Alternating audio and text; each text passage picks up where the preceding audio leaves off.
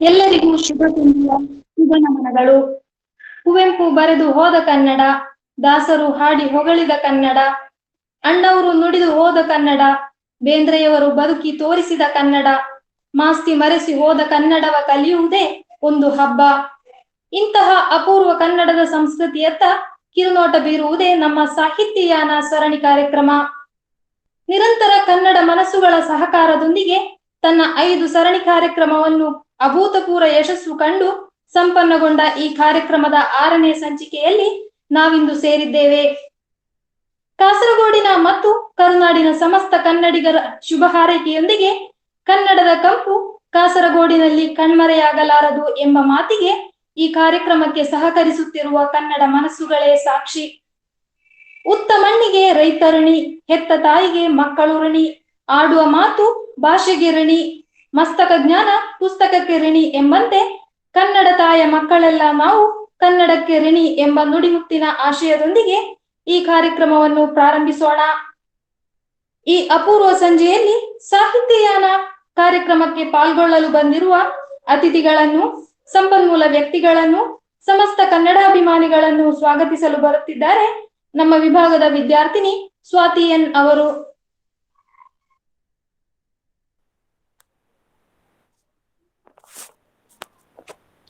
ಕನ್ನಡವೇ ಸತ್ಯ, ಕನ್ನಡವೇ ನಿತ್ಯ ಎಂದು ಕನ್ನಡ ಮಾತೆಯನ್ನು ನಮಿಸುತ್ತಾ ಇಂದಿನ ಸಾಹಿತ್ಯಾನ ಸರಣಿ ಉಪನ್ಯಾಸ ಕಾರ್ಯಕ್ರಮದಲ್ಲಿ ಮುಖ್ಯ ಸಂಪನ್ಮೂಲ ವ್ಯಕ್ತಿಯಾದ ಕಾಸರಗೋಡು ಸರ್ಕಾರಿ ಕಾಲೇಜಿನ ಕನ್ನಡ ಸ್ನಾತಕೋತ್ತರ ಅಧ್ಯಯನ ಮತ್ತು ಸಂಶೋಧನಾ ವಿಭಾಗದ ಸಹಾಯಕ ಪ್ರಾಧ್ಯಾಪಕರಾದ ಡಾಕ್ಟರ್ ರಾಧಾಕೃಷ್ಣ ಎನ್ ಬೆಳ್ಳೂರು ಇಂದು ಕಾವ್ಯದ ಓದು ಎಂಬ ವಿಷಯದ ಕುರಿತು ಉಪನ್ಯಾಸ ಮಾಡಲಿದ್ದಾರೆ.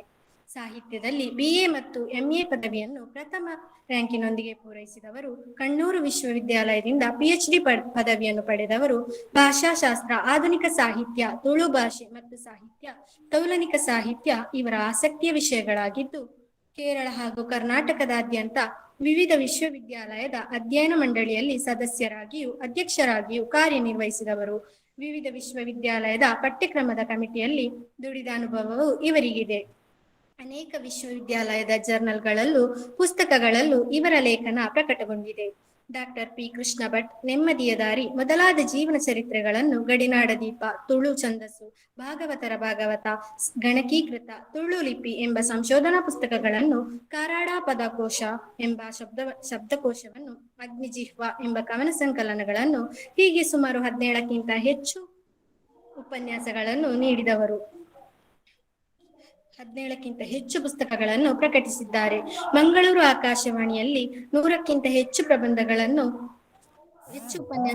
ನೀಡಿದವರು. ವಿವಿಧ ವಿಶ್ವವಿದ್ಯಾಲಯದ 33 PhD ಪ್ರಬಂಧಗಳನ್ನು ಮೌಲ್ಯಮಾಪನ ಮಾಡಿದ ಕೀರ್ತಿ ಇವರದ್ದು.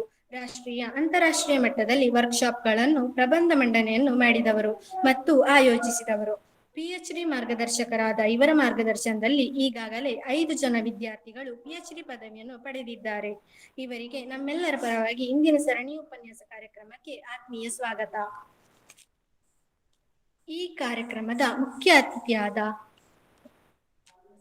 ಕೇರಳ ಕೇಂದ್ರೀಯ ವಿಶ್ವವಿದ್ಯಾಲಯದ ಇಂಗ್ಲಿಷ್ ಮತ್ತು ತೌಲನಿಕ ಸಾಹಿತ್ಯ ವಿಭಾಗದ ಸಹ ಪ್ರಾಧ್ಯಾಪಕರಾದ ಡಾಕ್ಟರ್ ಜೋಸೆಫ್ ಕೊಯ್ಪಲ್ಲಿ ಜೋಸೆಫ್ ಇವರು ಆಂಗ್ಲ ಸಾಹಿತ್ಯದಲ್ಲಿ ಕೇರಳ ವಿಶ್ವವಿದ್ಯಾಲಯದಿಂದ MA ಸ್ನಾತಕೋತ್ತರ ಪದವಿಯನ್ನು, JNUವಿನಿಂದ PhD ಪದವಿಯನ್ನು ಪಡೆದವರು. ನಂತರ ಭೂತಾನ್, ಭಾರತ ಹಾಗೂ ಸೌತ್ ಅರೇಬಿಯಾದ ವಿವಿಧೆಡೆಗಳಲ್ಲಿ ಕೇಂದ್ರ ವಿಶ್ವವಿದ್ಯಾಲಯದ ಇಂಗ್ಲಿಷ್ ವಿಭಾಗದಲ್ಲಿ ದುಡಿದವರು. ಆ ಬಳಿಕ ಕೇರಳ ಕೇಂದ್ರೀಯ ವಿಶ್ವವಿದ್ಯಾಲಯದ ಇಂಗ್ಲಿಷ್ ಮತ್ತು ತೌಲನಿಕ ಸಾಹಿತ್ಯ ವಿಭಾಗದಲ್ಲಿ ಸಹ ಪ್ರಾಧ್ಯಾಪಕರಾಗಿಯೂ, ಡೀನ್ ಆಗಿಯೂ, ವಿಭಾಗದ ಮುಖ್ಯಸ್ಥರಾಗಿಯೂ ಸೇವೆ ಸಲ್ಲಿಸಿದವರು. ಜೊತೆಗೆ ಹಿಂದಿ ಇಲಾಖೆ ಮತ್ತು ಭಾಷಾಶಾಸ್ತ್ರ, ಭಾಷಾ ತಂತ್ರಜ್ಞಾನ ವಿಭಾಗದ ಸ್ಥಾಪಕ ಮುಖ್ಯಸ್ಥರು ಹೌದು. ಉತ್ತಮ ಭಾಷಾಂತರಕಾರರಾದ ಇವರು 2 ಅನುವಾದಿತ ಕೃತಿ, 1 ಸಂಪಾದಿತ ಕೃತಿಯನ್ನು ಪ್ರಕಟಿಸಿದ್ದಾರೆ. 40ಕ್ಕಿಂತ ಹೆಚ್ಚು ಲೇಖನಗಳನ್ನು ಬರೆದಿದ್ದಾರೆ. ಇವರಿಗೆಲ್ಲ ನಮ್ಮ ಪರವಾಗಿ ಆತ್ಮೀಯ ಸ್ವಾಗತ. ಈ ಕಾರ್ಯಕ್ರಮಕ್ಕೆ ಪ್ರಾಸ್ತಾವಿಕ ನುಡಿಯನ್ನಾಡಲಿರುವ ನಮ್ಮ ವಿಭಾಗದ ಮುಖ್ಯಸ್ಥರಾದ ಡಾಕ್ಟರ್ ಮೋಹನ್ AK ಇವರಿಗೂ ಈ ಕಾರ್ಯಕ್ರಮದ ಆದರದ ಸ್ವಾಗತ. ಇಂದಿನ ಸಾಹಿತ್ಯಯಾನ ಸರಣಿಯಲ್ಲಿ ಆಸೀನರಾಗಿರುವ ಎಲ್ಲ ಕನ್ನಡ ಮನಸ್ಸುಗಳಿಗೂ ಆತ್ಮೀಯವಾದ ಸ್ವಾಗತ.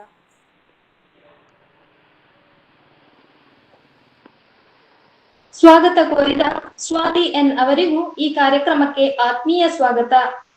ಮುಂದೆ ವಿಭಾಗದ ಪ್ರಭಾರ ಮುಖ್ಯಸ್ಥರು ಮೋಹನ್ ಎಕೆ ಅವರು ಪ್ರಾಸ್ತಾವಿಕ ನುಡಿಗಳನ್ನಾಡಬೇಕಾಗಿ ಕೇಳಿಕೊಳ್ಳುತ್ತೇನೆ. ಧನ್ಯವಾದಗಳು ನಿವೇದಿತಾ.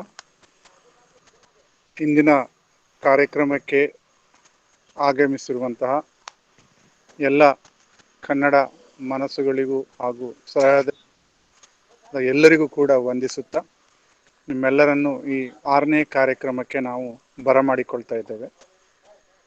ದಿನದಿಂದ ದಿನಕ್ಕೆ ನಾವು ಈ ಸಾಹಿತ್ಯಯಾನದ ಕಾರ್ಯಕ್ರಮದ ಮೂಲಕ ಹೆಚ್ಚಿನ ಹಿತೈಷಿಗಳನ್ನು ತಲುಪುವುದಕ್ಕೆ ಮತ್ತು ಅವರೊಂದಿಗೆ ಕನ್ನಡದ ನುಡಿ ನಡೆಯ ಸಂಬಂಧಗಳನ್ನು ಬೆಳೆಸಿಕೊಂಡು ಹೋಗುವುದಕ್ಕೆ ಸಹಾಯವಾಗ್ತಾ ಇದೆ. ವಿದ್ಯಾರ್ಥಿಗಳಿಗೂ ಅಧ್ಯಾಪಕರಿಗೂ ಕನ್ನಡಾಸಕ್ತರಿಗೂ ಕೂಡ ಇದರಿಂದ ಹಲವು ಉಪಯೋಗಗಳು ಕೂಡ ನಡೀತಾ ಇದೆ ಅಂತ ಹೇಳಲಿಕ್ಕೆ ಸಂತೋಷವಾಗ್ತಿದೆ. ಮುಖ್ಯವಾಗಿ ಹಿಂದೆ ನಡೆಸಿದ ಎಲ್ಲ ಕಾರ್ಯಕ್ರಮಗಳು ಕೂಡ ಅಭೂತಪೂರ್ವ ಯಶಸ್ಸನ್ನು ಕೊಟ್ಟಿದ್ದಲ್ಲದೆ ನಮ್ಮ ಕಲಿಕೆಗೆ, ದೈನಂದಿನ ಬಳಕೆಗೆ, ಭಾಷೆ ಮತ್ತು ಭಾಷೆಯ ಜ್ಞಾನವನ್ನು ಹೆಚ್ಚಿಸಿಕೊಳ್ಳಿಕ್ಕೆ ನಮಗೆ ತುಂಬ ಸಹಾಯಕಾರಿಯಾಗಿದೆ. ಇವತ್ತು ತಾನೇ ನಮ್ಮ ವಿಭಾಗದ ಪ್ರಥಮ ಬ್ಯಾಚಿನ ವಿದ್ಯಾರ್ಥಿಗಳ ಫಲಿತಾಂಶ ಕೂಡ ಬಂದಿತ್ತು. ಅದರ ಖುಷಿಯನ್ನು ಕೂಡ ಇವತ್ತು ನಾವಿಲ್ಲಿ ಹಂಚಿಕೊಳ್ತೇವೆ. ತುಂಬ ಸಂತೋಷದ ಸಂಗತಿ ಅಂದರೆ ಎಲ್ಲರೂ ಕೂಡ ಅತ್ಯುತ್ತಮ ದರ್ಜೆಯಲ್ಲೇ ಕೂಡ ತಮ್ಮ ವಿದ್ಯಾಭ್ಯಾಸವನ್ನು ಮುಗಿಸಿದ್ದಾರೆ. ಅದು ಅತಿ ಸಂತೋಷವನ್ನು ಉಂಟು ಮಾಡುವ ವಿಷಯ ಹೌದು. ಮತ್ತು ಅವರಿಗೆ ಮುಂದಿನ ಜೀವನದಲ್ಲಿ ಉತ್ತಮ ಯಶಸ್ಸು ಸಿಗಲಿ ಅಂತ ಕೂಡ ಈ ಸಂದರ್ಭದಲ್ಲಿ ನಾನು ಹಾರೈಸಲಿಕ್ಕೂ ಕೂಡ ಇಷ್ಟಪಡ್ತಾ ಇದ್ದೇನೆ. ಹಿಂದಿನ ಕಾರ್ಯಕ್ರಮಗಳಂತೆ ಇವತ್ತು ಕೂಡ ನಮ್ಮೊಂದಿಗೆ ನಮ್ಮ ಸ್ನೇಹಿತರಾದಂತಹ ಹಾಗೂ ಉತ್ತಮ ವಾಗ್ಮಿಯಾಗಿರುವ, ಪ್ರಸ್ತುತವಾಗಿ ನಮ್ಮ ವಿಭಾಗದೊಂದಿಗೆ ನಿಕಟವಾದ ಸಂಬಂಧವನ್ನು ಹೊಂದಿದ್ದು, ನಮ್ಮ ಬೋರ್ಡ್ ಆಫ್ ಸ್ಟಡೀಸ್ ಅಧ್ಯಯನದ ವಿಚಾರದಲ್ಲಿ ನಮ್ಮ ಸಿಲೆಬಸ್ ರೂಪುರೇಷೆಗಳನ್ನು ತಯಾರು ಮಾಡುವಲ್ಲೂ ಕೂಡ ಅತ್ಯುತ್ತಮವಾದಂಥ ಅವರ ಕೊಡುಗೆಗಳನ್ನು ಕೂಡ ನಾನು ನೆನೆಸ್ಕೊಳ್ತಾ ಇದ್ದೇನೆ. ಪ್ರಥಮ ಸಿಲೆಬಸ್ ತಯಾರಿಯಲ್ಲಿರ್ಬೋದು ಅಥವಾ 2ನೇ ಸಿಲೆಬಸ್ ತಯಾರಿಯಲ್ಲಿರ್ಬೋದು ರಾಧಾಕೃಷ್ಣ ಬೆಳ್ಳೂರವರು ತುಂಬ ನಮಗೆ ಸಹಾಯ ಮಾಡಿದ್ದಾರೆ. ಅವರ ಕೊಡುಗೆಯನ್ನು ಕೂಡ ನಾನು ಇವತ್ತು ನೆನಪು ಮಾಡ್ಕೊಳ್ತಿದ್ದೇನೆ. ಹಾಗೆ ನಮ್ಮೊಂದಿಗೆ ಇವತ್ತು ನಮ್ಮವರೇ ಆದ ಹಾಗೂ ಭಾಷಾ ವಿಜ್ಞಾನದಲ್ಲೇ ಇರುವಂತಹ ಜೋಸೆಫ್ ಕೈಪಳ್ಳಿ ಸರ್ ಅವರು ಕೂಡ ನಮ್ಮೊಂದಿಗಿದ್ದಾರೆ. English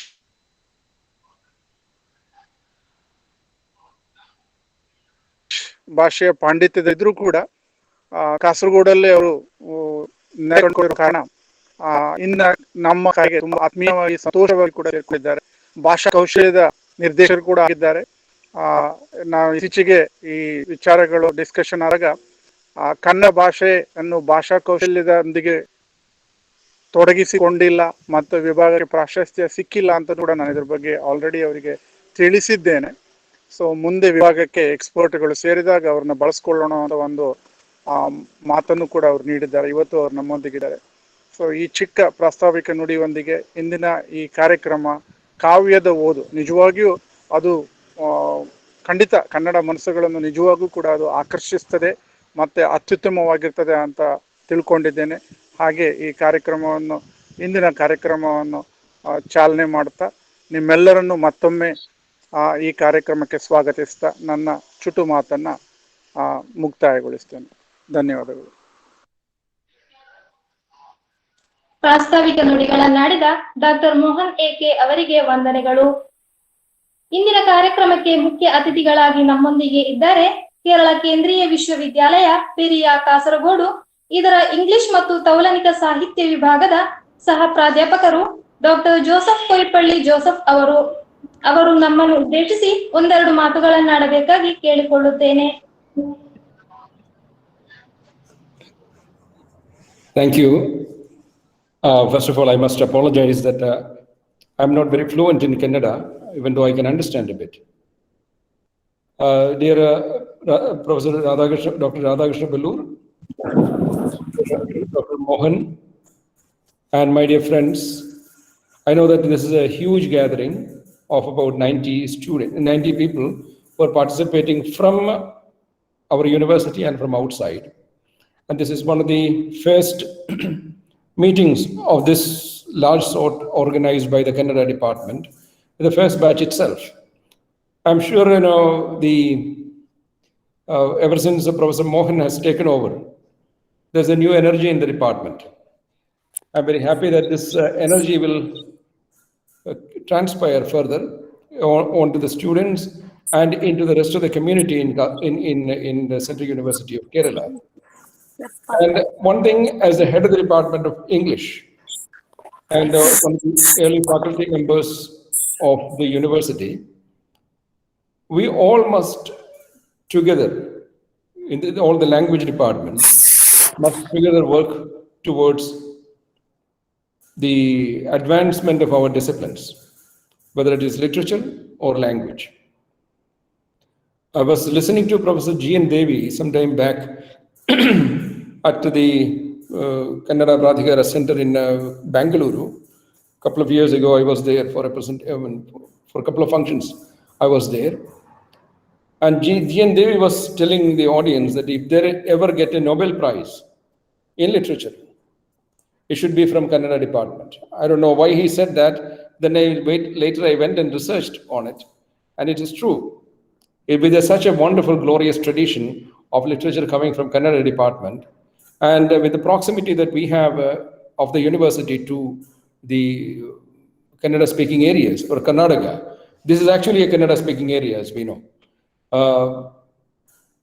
We need to strengthen our relationship between Kerala and Kasaragod.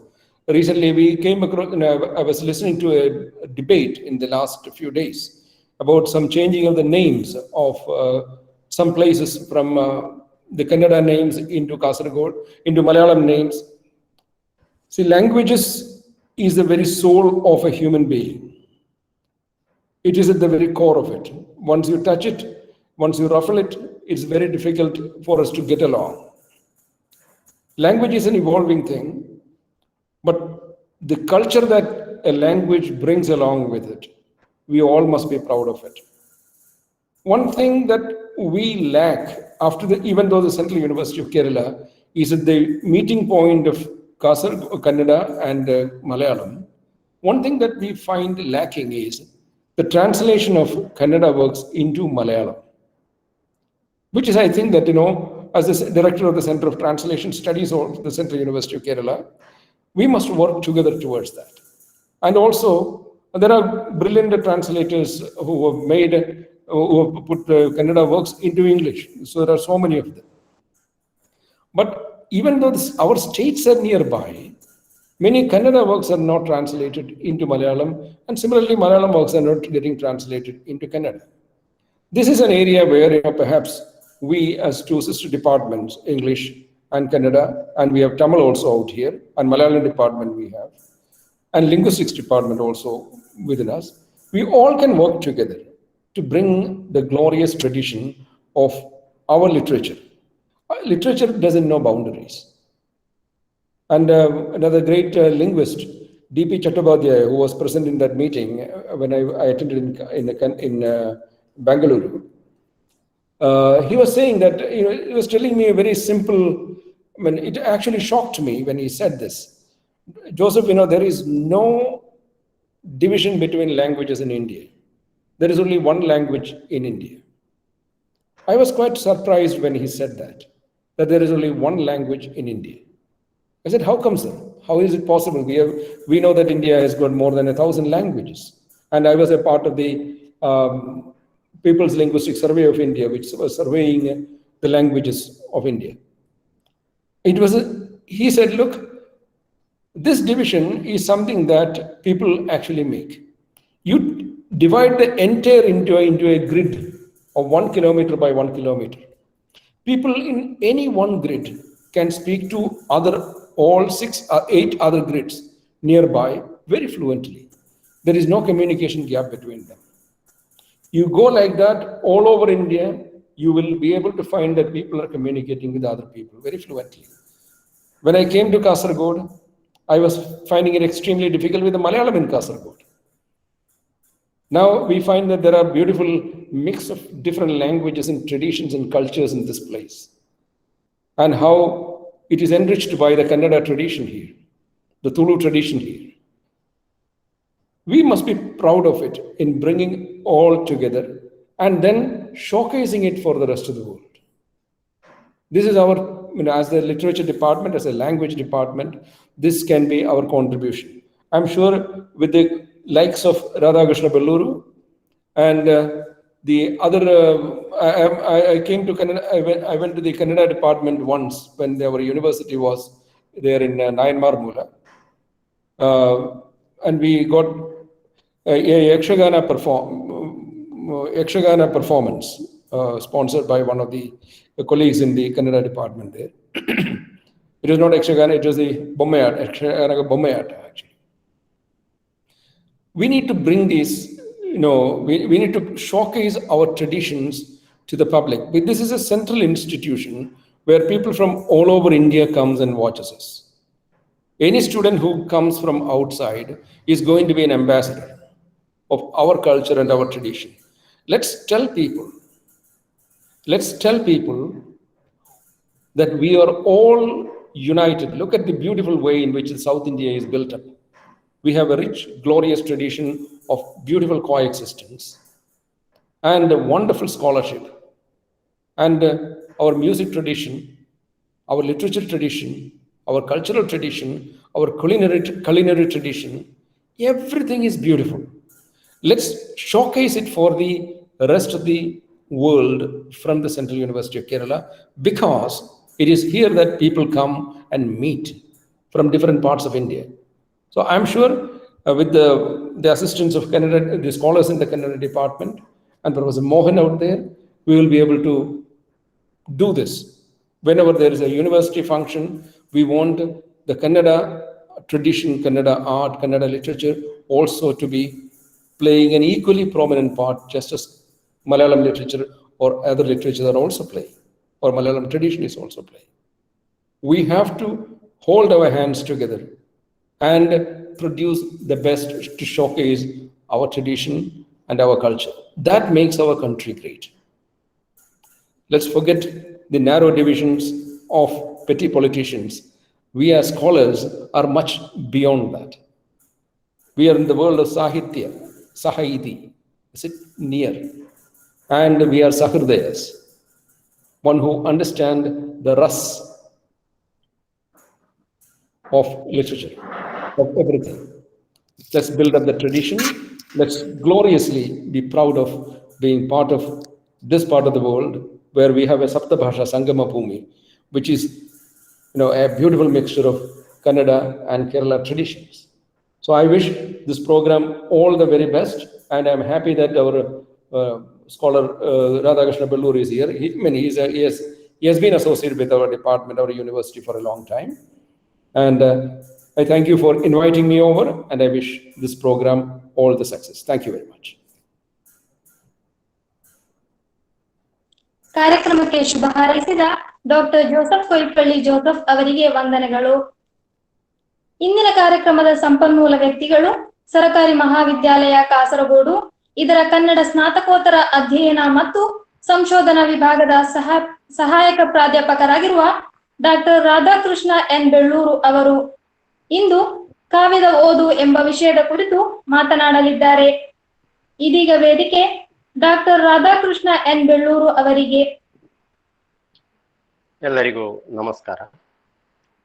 ನನ್ನ ಸ್ವರ ಕೇಳ್ತಾ ಇದೆ ಎನ್ನುವುದನ್ನು ಅಂತ ತಿಳ್ಕೊಂಡಿದ್ದೇನೆ.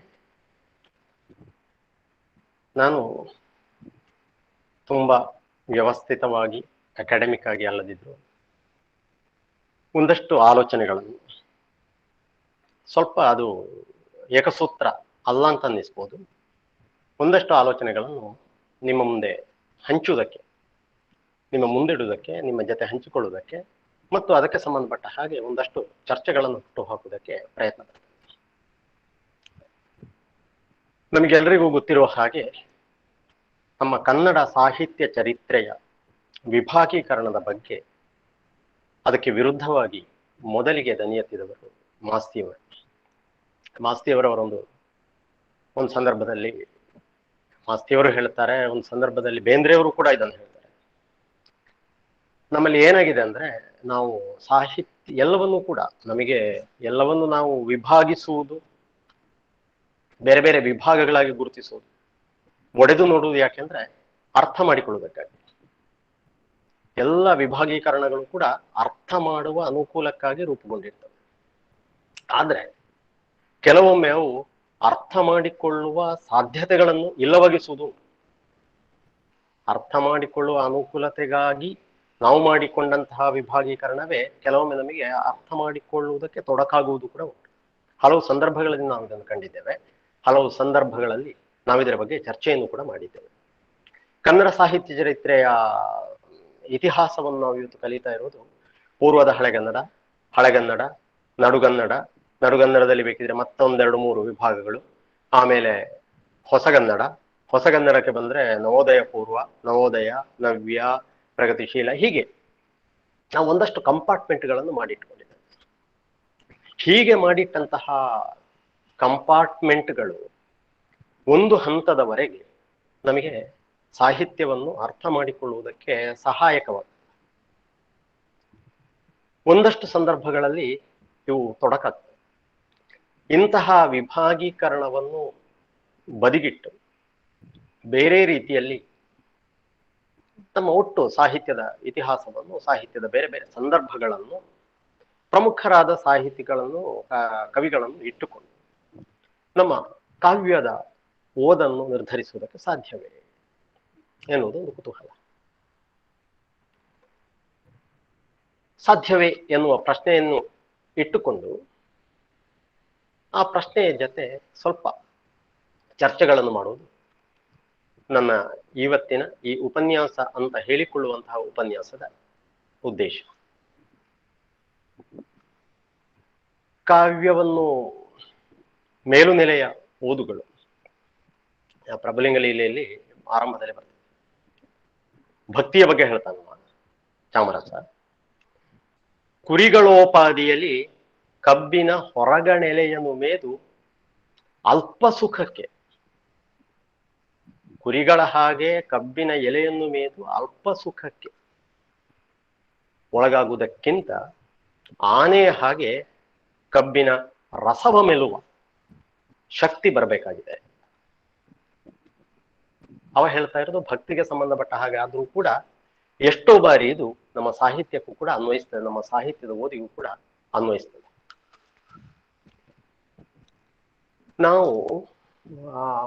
ನಾನು ಹಳೆಗನ್ನಡ ಮತ್ತೆ ನಡುಗನ್ನಡ, ಹೊಸಗನ್ನಡ ಎಲ್ಲವನ್ನು ಕೂಡ ಒಟ್ಟು ಕನ್ನಡ ಕಾವ್ಯದಲ್ಲಿ ನಮಗೆ ಒಂದು ಬೈನರಿ ಸಿಸ್ಟಮ್ ಕಾಣ್ತದೆ.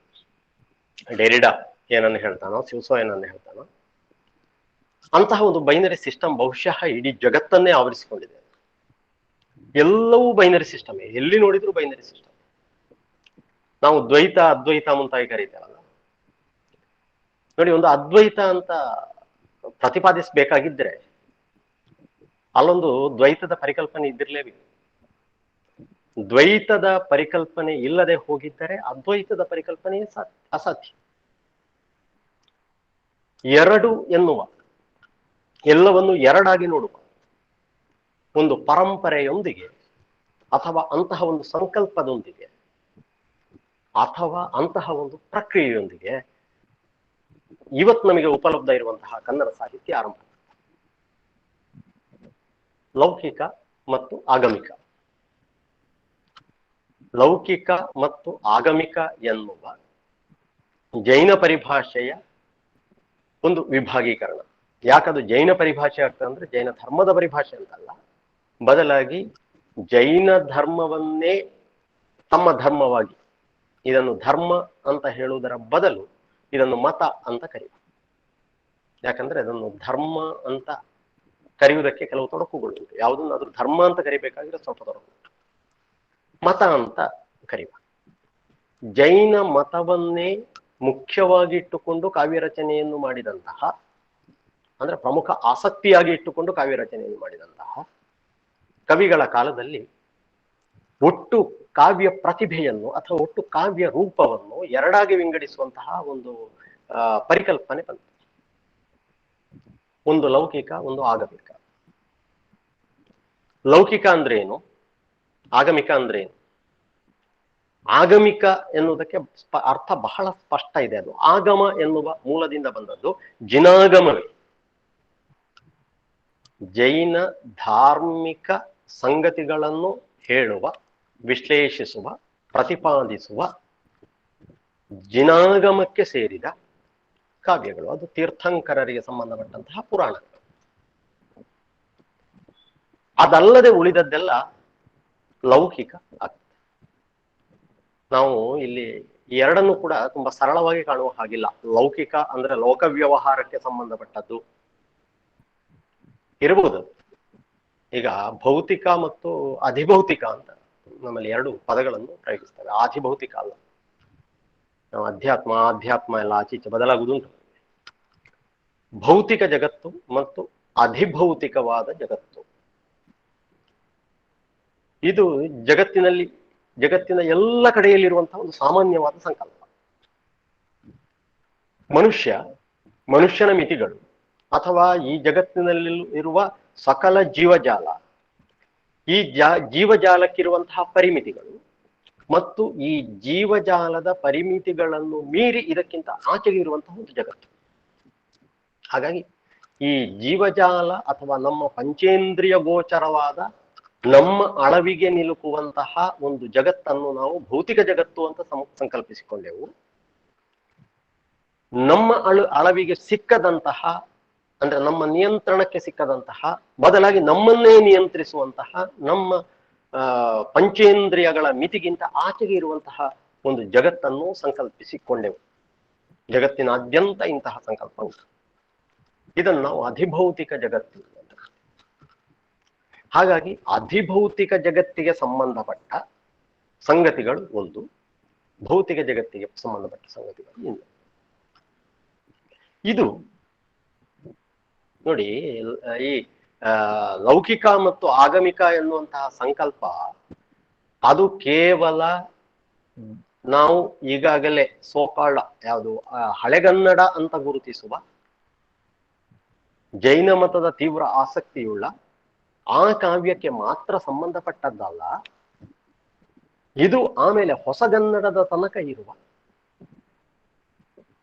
ಒಟ್ಟು ಸಾಹಿತ್ಯಕ್ಕೆ ಸಂಬಂಧಪಟ್ಟ. ಕನ್ನಡ ಸಾಹಿತ್ಯ ಏನು ಅಂತ ಕೇಳಿದ್ರೆ, ಕನ್ನಡ ಸಾಹಿತ್ಯ ಒಂದು ಬೈನರಿಯಾದ ಸಿಸ್ಟಮ್ ಅನ್ನು ಇಟ್ಟುಕೊಂಡಿದೆ. ಅದೇನಂದ್ರೆ ಭೌತಿಕ ಜಗತ್ತು ಮತ್ತು ಅಧಿಭೌತಿಕ ಜಗತ್ತು. ಇದನ್ನು ಬೇರೆ ಭಾಷೆಗಳಿಗೂ ಕೂಡ ನಾವು ಅನ್ವಯಿಸಲಿಕ್ಕೆ ಸಾಧ್ಯ ಉಂಟು. ಇಲ್ಲಿ ಭಾಷೆಯ ಗಡಿ ಇಲ್ಲ. ಹಳೆಗನ್ನಡ, ನಡುಗನ್ನಡ ಎನ್ನುವಂತಹ ಯಾವ ಗಡಿಗಳೂ ಇಲ್ಲಿ ಕೆಲಸ ಮಾಡೋದಿಲ್ಲ. ಈ ಎಲ್ಲ ಗಡಿ ರೇಖೆಗಳನ್ನು ಮೀರಿ ಭೌತಿಕ ಮತ್ತು ಅಧಿಭೌತಿಕ ಎನ್ನುವ ಎರಡು ಸಂಕಲ್ಪಗಳ ಇಟ್ಟುಕೊಂಡು ಒಂದರಿಂದ ಇನ್ನೊಂದರ ಕಡೆಗೆ ದಾಟುವ, ಒಂದರಿಂದ ಇನ್ನೊಂದರ ಕಡೆಗೆ ಬೆಳೆಯುವ, ಒಂದರಿಂದ ಇನ್ನೊಂದರ ಕಡೆಗೆ ಜೀಕುವಂತಹ ಒಂದು ಪ್ರಯತ್ನ ನಮ್ಮ ಸಾಹಿತ್ಯದಲ್ಲೂ ಉಂಟು, ನಮ್ಮ ತತ್ವಶಾಸ್ತ್ರದಲ್ಲೂ ಉಂಟು, ನಮ್ಮ ಭಕ್ತಿಯಲ್ಲೂ ಉಂಟು, ನಮ್ಮ ಕರ್ಮದಲ್ಲೂ ಉಂಟು, ನಮ್ಮ ಜ್ಞಾನದಲ್ಲೂ ಉಂಟು, ಎಲ್ಲದರಲ್ಲೂ ಉಂಟು. ಇಂತಹ ಒಂದು ಬೈನರಿ ಸಿಸ್ಟಮ್ ನಮ್ಮಲ್ಲಿ ಇರುವಾಗ ನೋಡಿ, ಈ ಲೋಕ ಇಲ್ಲಿ ಒಂದನ್ನು ಗಮನಿಸಬೇಕು. ನಾವು ಪುರಾಣಗಳನ್ನು ಸೃಷ್ಟಿ ಮಾಡಿಕೊಂಡು ಬಂದವರು ಇವತ್ತಿನವರೆಗೂ ಕೂಡ. ಅದು ಜನಪದ ನೆಲೆ ಇರ್ಬೋದು, ಅಥವಾ ನಾವು ಹೇಳುವ ಮಾರ್ಗ ಇರ್ಬೋದು, ದೇಸಿ ಇರ್ಬೋದು, ಯಾವುದೇ ಇರ್ಬೋದು, ಪುರಾಣಗಳ ಸೃಷ್ಟಿ ಎನ್ನುವುದು ಒಂದು ಬಹಳ ಕುತೂಹಲಕರವಾದ ಸಂಗತಿ. ನಾವು ಪುರಾಣಗಳನ್ನು ಸೃಷ್ಟಿ ಮಾಡಿದ್ದೇವೆ. ಆಗಮಿಕದಲ್ಲಿ ಪುರಾಣಗಳ ಸೃಷ್ಟಿಯಾಗ್ತದೆ. ಆಗಮಿಕ ಕಾವ್ಯಗಳು ಪುರಾಣಗಳನ್ನು ಸೃಷ್ಟಿಸ್ತವೆ. ಲೌಕಿಕ ಕಾವ್ಯಗಳು ಅಂತ ಅವರು ಕರೆದ ಲೌಕಿಕ ಕಾವ್ಯಗಳು ಪುರಾಣಗಳನ್ನು ಮುರಿಯುತ್ತವೆ. ಈಗಾಗಲೇ ಇರುವಂತಹ ಪುರಾಣವನ್ನು ಮುರಿಯುವ ಮತ್ತು ಅದನ್ನು ತಮ್ಮ ಆಸಕ್ತಿಗೆ ತಕ್ಕಂತೆ ಕಟ್ಟುವ.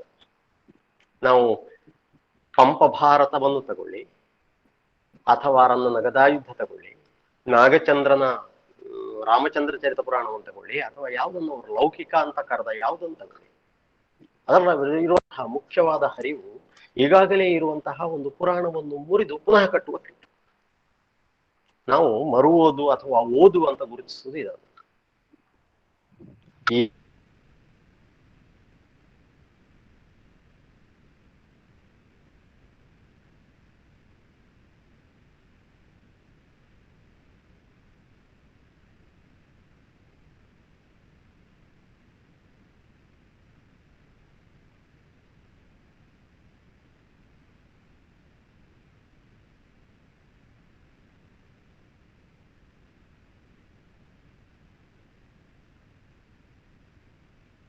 ಕೇಳಿಸ್ತಾ ಇಲ್ಲ.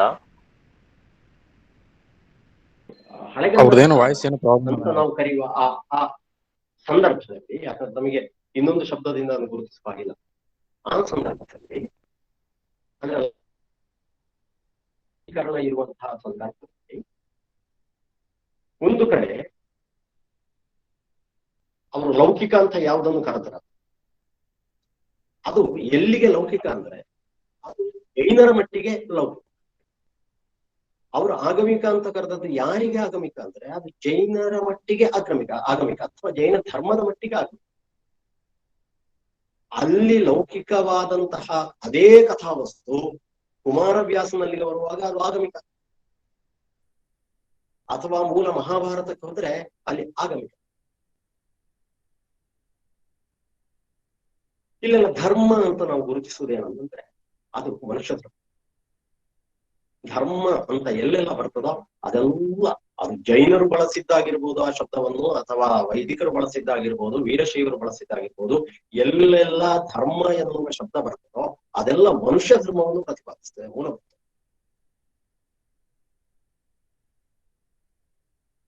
ಆಗಮದ ಒಳಗೆಯೂ ಕೂಡ ಅದು ಮನುಷ್ಯ ಧರ್ಮವನ್ನೇ ಪ್ರತಿಪಾದಿಸ್ತದೆ.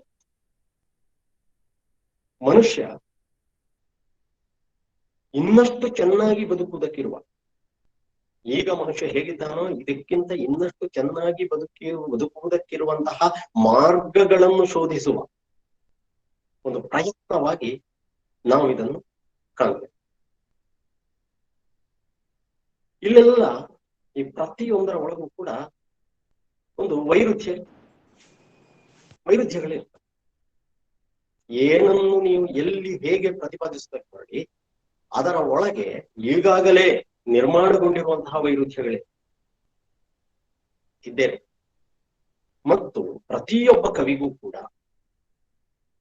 ಅವನಿಗೆ ಅವನದ್ದೇ ಆದ ನಿರ್ದಿಷ್ಟವಾದ ಒಂದು ಉದ್ದೇಶ ಇರ್ತದೆ ಮತ್ತು ಅವನದ್ದೇ ಆದಂತಹ ಒಂದು ತರ್ಕದ ಮಂಡನೆ.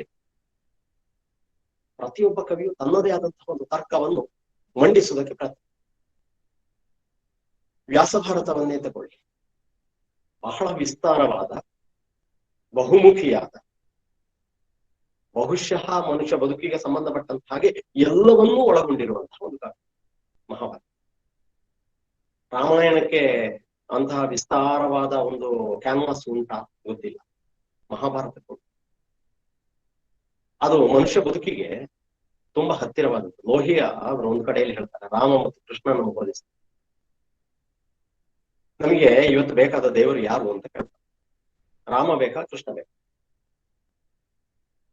ಏನು ರಾಮ ಮತ್ತು ಕೃಷ್ಣನಿಗೆ ವ್ಯತ್ಯಾಸ? ಸರಿ ವಿರುದ್ಧ ಅಂತ. ಸರಿ ವಿರುದ್ಧ. ರಾಮ ಮತ್ತು ಕೃಷ್ಣನ ಈ ಎರಡು ವ್ಯಕ್ತಿತ್ವಗಳು ಪರಸ್ಪರ ಸರಿ ವಿರುದ್ಧವಾದಂತಹ ವ್ಯಕ್ತಿತ್ವ.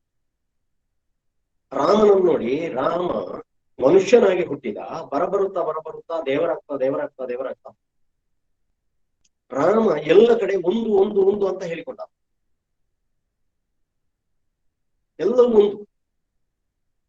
ಅವನಿಗೆ ಜನನಿ ಜನ್ಮಭೂಮಿಷ್ಠ ಸ್ವರ್ಗಾದ ಪಿಗರಿಸಿ, ಅವನಿಗೆ ಅಲ್ಲಿ ಸ್ವರ್ಣಮಯಿಯಾದಂತಹ ಲಂಕೆ ಸಿಕ್ಕಿದ್ರು ಕೂಡ ಬೇಡ ಅವನಿಗೆ ಬೇಕಾಗಿರೋದು ತನ್ನ ಅಯೋಧ್ಯೆ.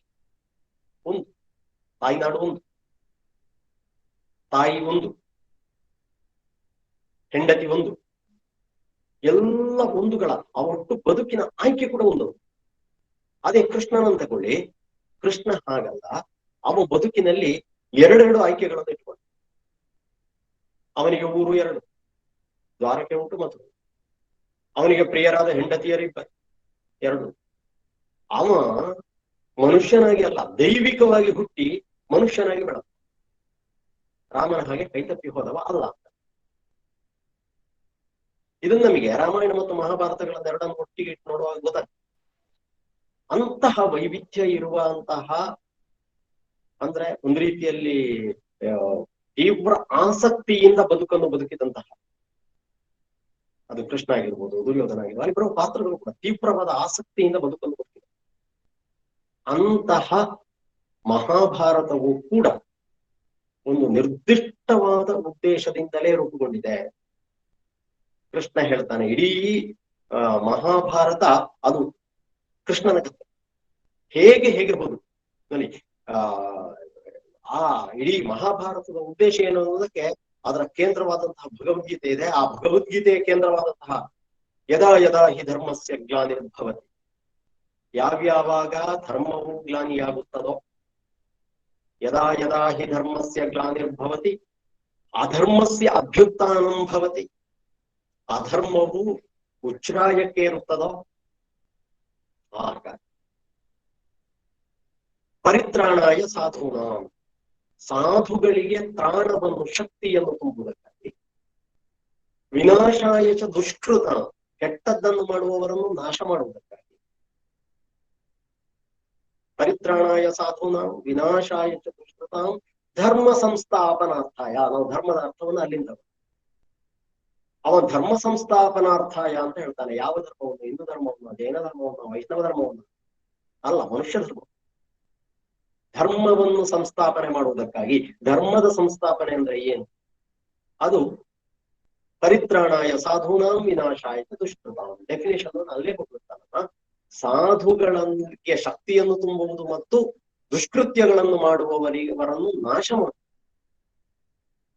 ಅದು ಹೊರಗಿನದ್ದೇ ಆಗ್ಬೇಕಾಗಿಲ್ಲ, ಒಳಗಿನ ಸಾಧುತನವನ್ನು ಉದ್ದೀಪನಗೊಳಿಸುವುದು ಮತ್ತು ಒಳಗಿನ ದುಷ್ಟ ಚಿಂತನೆಗಳನ್ನು ನಾಶ ಮಾಡುವುದು ಕೂಡ ಆಗುವುದು. ನಮ್ಮ ಹೆಚ್ಚಿನ ಕಾವ್ಯಗಳ ಒಟ್ಟು ಉದ್ದೇಶವೂ ಅದೇ ಆಗಿತ್ತು. ಹೊರಗೆ ಕಾಣುವಂಥದ್ದೆಲ್ಲ ಅದು ಒಳಗೆ ನಡೆಯುವಂತಹದರ ಪ್ರತಿಕ್ರಿಯೆ ಅಥವಾ ಪ್ರತಿಫಲನವೂ ಕೂಡ ಆಗಿ ನಮಗೆ ಕಾಣುವುದು.